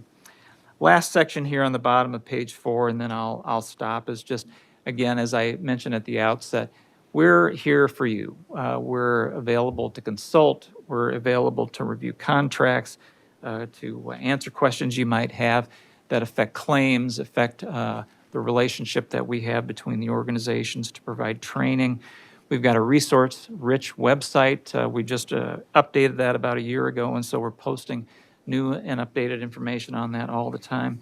We support the Employee Assistance Program. We are supporting an outreach to sheriffs and jail administrators across the state with regard to performance in jails. Again, all focused on bringing those liabilities down as well. So thank you for the opportunity to be here today. Thanks for your support of MCIT. We're pleased to have you as a partner, and I'm happy to answer any questions. Well, thank you. We're doing pretty good. Anybody got a question? Commissioner Uterman? I just have one. I know that sometimes insurance companies make business decisions based on just math. And I know that the other side of the equation is sometimes an ethical or a moral question. How do you guys make the decision if you're going to tackle something where there might be a threat of a lawsuit, or there might be a chance that you lose, versus defend what you think is right? Yeah, it's a great question. I mean, we're constantly making calculus, just like you do in your private lives as well, trying to make sure that we are defending, for example, the rights of counties from a legal standpoint, trying to protect those rights, because in the court, a precedent gets established that can be detrimental in the long run, so we take that into consideration. Certainly on a large dollar claims, those are the areas that we're really going to be focused at. Sometimes we can settle claims with a claimant for less expense than we think maybe could be risked by going through the court process. So it's a complicated, multifactorial process, and I would say you and your roles here and your businesses and your private lives, I don't think our calculus differs much from that, other than we're always trying to think about and protect the rights of counties and our members with regard to maintaining rights and immunities, to be sure that that we don't have adverse court judgments that complicate things in the future. And then another question I had is, it looks like our mod rate went down, which is favorable. When we get the dividend, and it's probably a tribute to Sonia and keeping us honest, and if there's any other areas we can focus, I'm guessing she's already turned over those buckets, but is the dividend paid in proportion to our mod, or is it just a flat? Meaning, if we're performing better than our peers, do they get the same disbursement? Yeah, it's a good question, and I can't answer that question right off the top of my head. There's an allocation formula, and I think the way the dividend is calculated is in proportion to the amount that's contributed. But let me do some additional digging, and I'll get to Sonia some information on that. We're in budget mode where we're going to see a lot of shift from the state, and so some of the things in my mind are: is this material? Is it an area we could? Clearly, we've had a lot of board discussions about self-insure on the human side of things, not on the property side of things, and so those are questions that we'll probably be asking more of later. And we'll, we'll always say, and we've always said, the dividend is no guarantee. And so, that even though we paid it consistently for over 30 years, it's also gone down over that period of time, in large part because I think our pricing has gotten more precise. We've gotten better at keeping those costs under control. But we'll certainly provide more information on that. You know what it is a guarantee is Sonia. She's a guarantee. She is our guarantee. That's right. I just want to, if I may, Yes, Commissioner Commissioner Workman. Anderson. Since we are in budget mode, two questions that I have. One is, what is the rate of inflation on increasing our costs for insurance? And I should know this because I have a ton of insurance policies, but I'm looking on the back and high deductible. Help me understand. High deductible means usually we have a lower cost. Is that right? Right, yeah. Okay, thank you. Yep. I should really know that. So by now. we're retaining, we think of it as retainage, and we think about it in context of our reinsurance. So for example, with our Workers' Compensation Reinsurance Association, WCRA is the state authorized, there's just a single reinsurer that does workers' compensation reinsurance in Minnesota. So the board about a year ago, for 2025, increased our retention level to $1 million.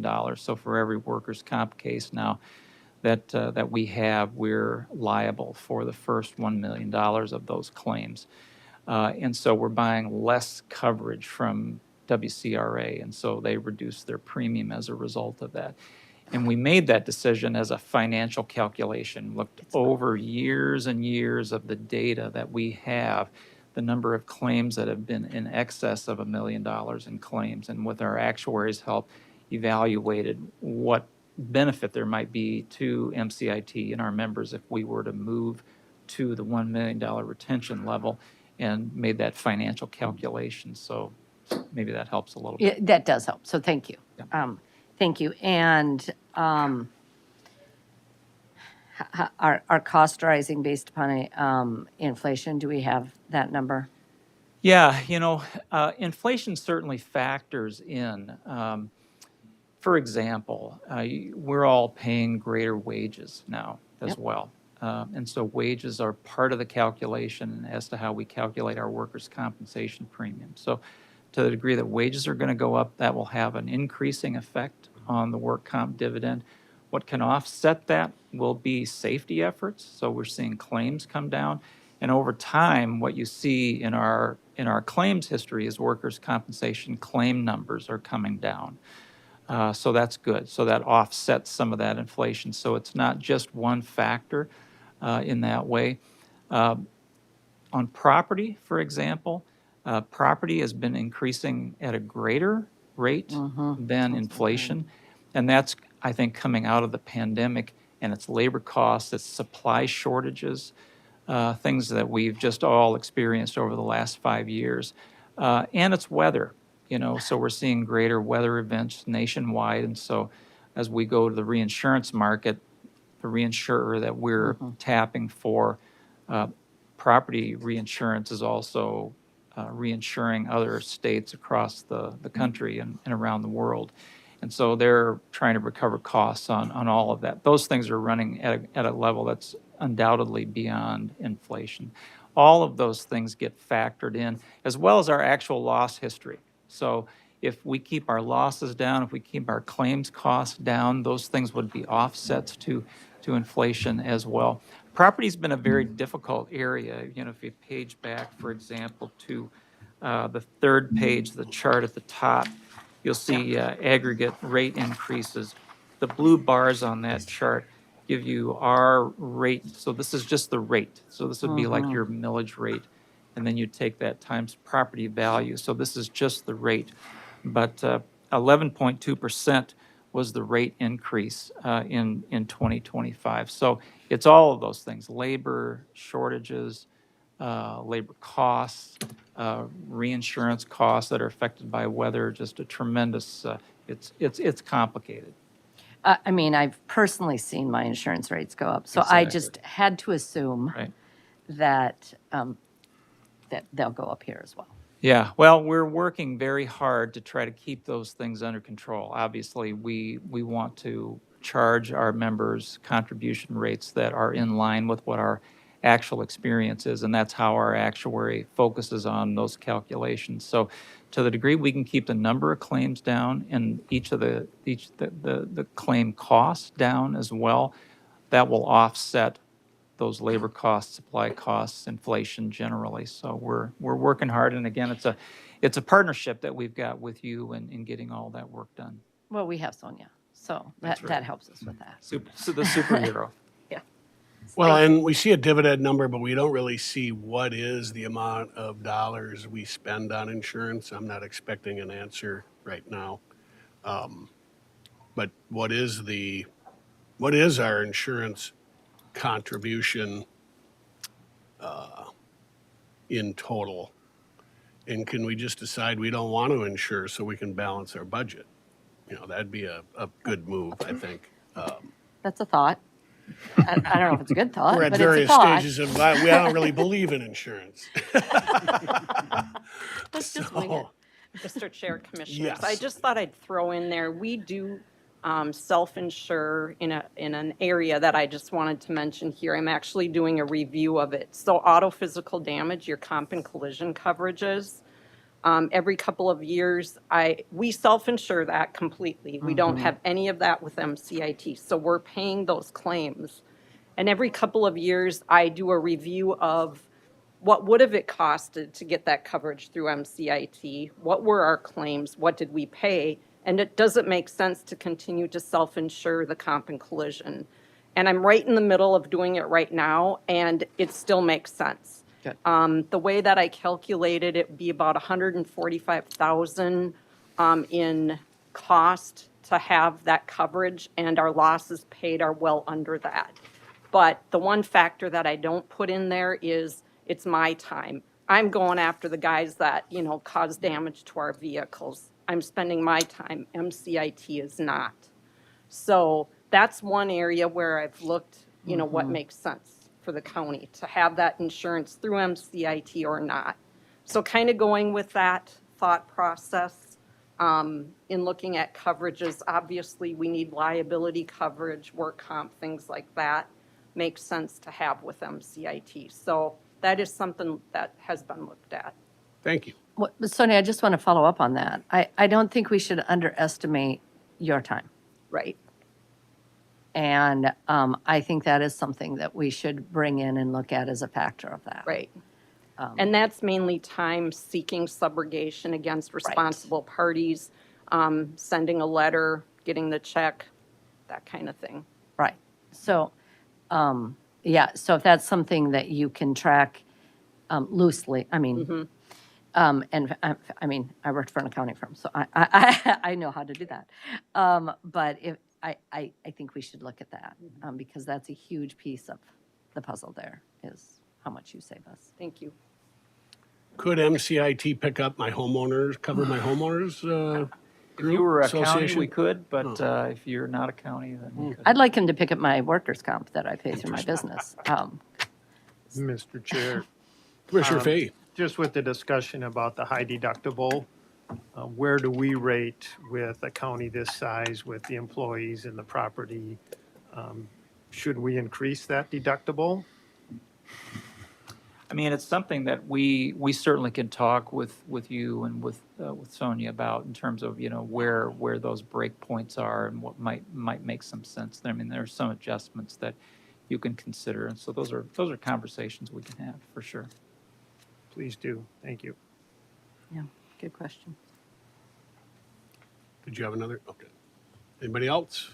Seeing none, thank you very much. Thank you. We appreciate it. And you were more exciting than gravel. Oddly, this was a topic this was on my mind. So, so thank you. All right, County Administrator report.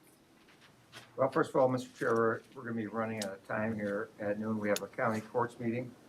So do you want to, I think we have time for the closed session, which is a critical item, but Communications Department update, I would propose moving that Now, unfortunately, June 24th is going to be very busy, so it'll probably be July 1st. Yeah, perhaps. let's move it. Okay.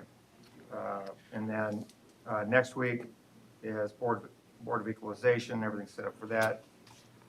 And Do we have any customers yet? no formal requests, but you could get walk-ins.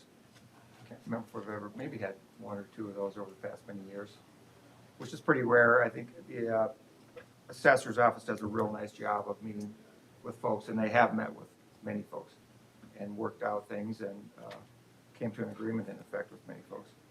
So that process has worked well, but in addition to that 9 a.m. meeting, then you have the option of carrying that over to the 1 o'clock meeting on June 24th. Or if you don't do that, then there would be no meeting at 1 o'clock on the 24th. Or I'm sorry, it'd be that afternoon, is that correct? Yeah, that same afternoon. So we'll see how that goes. Everything's lined up there. I believe that's all I have, Mr. Chair. Okay, do I have a motion to adjourn? So move and go into Or closed go into a session. closed session. What are we doing? Well, I think we have to adjourn first. And then go into closed Usually session. adjourn after, that which was a. Oh, we're not going to Still can't adjourn. figure out the legal reason for that, but. Motion, I probably should be reading something. Page 67, Mr. Chairman. Action requested, motion enter closed session. I got 66. Do you want me to pass 6017?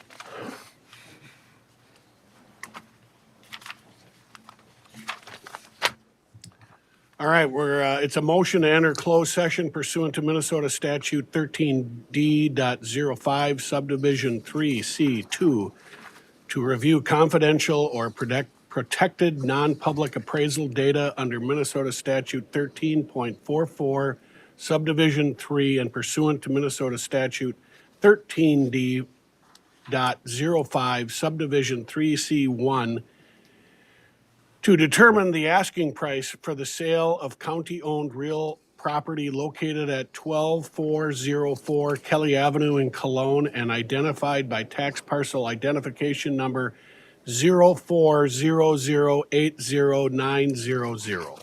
Do I have a motion? So move. Second. I got a motion by Lynch, second by Uterman to go into closed session.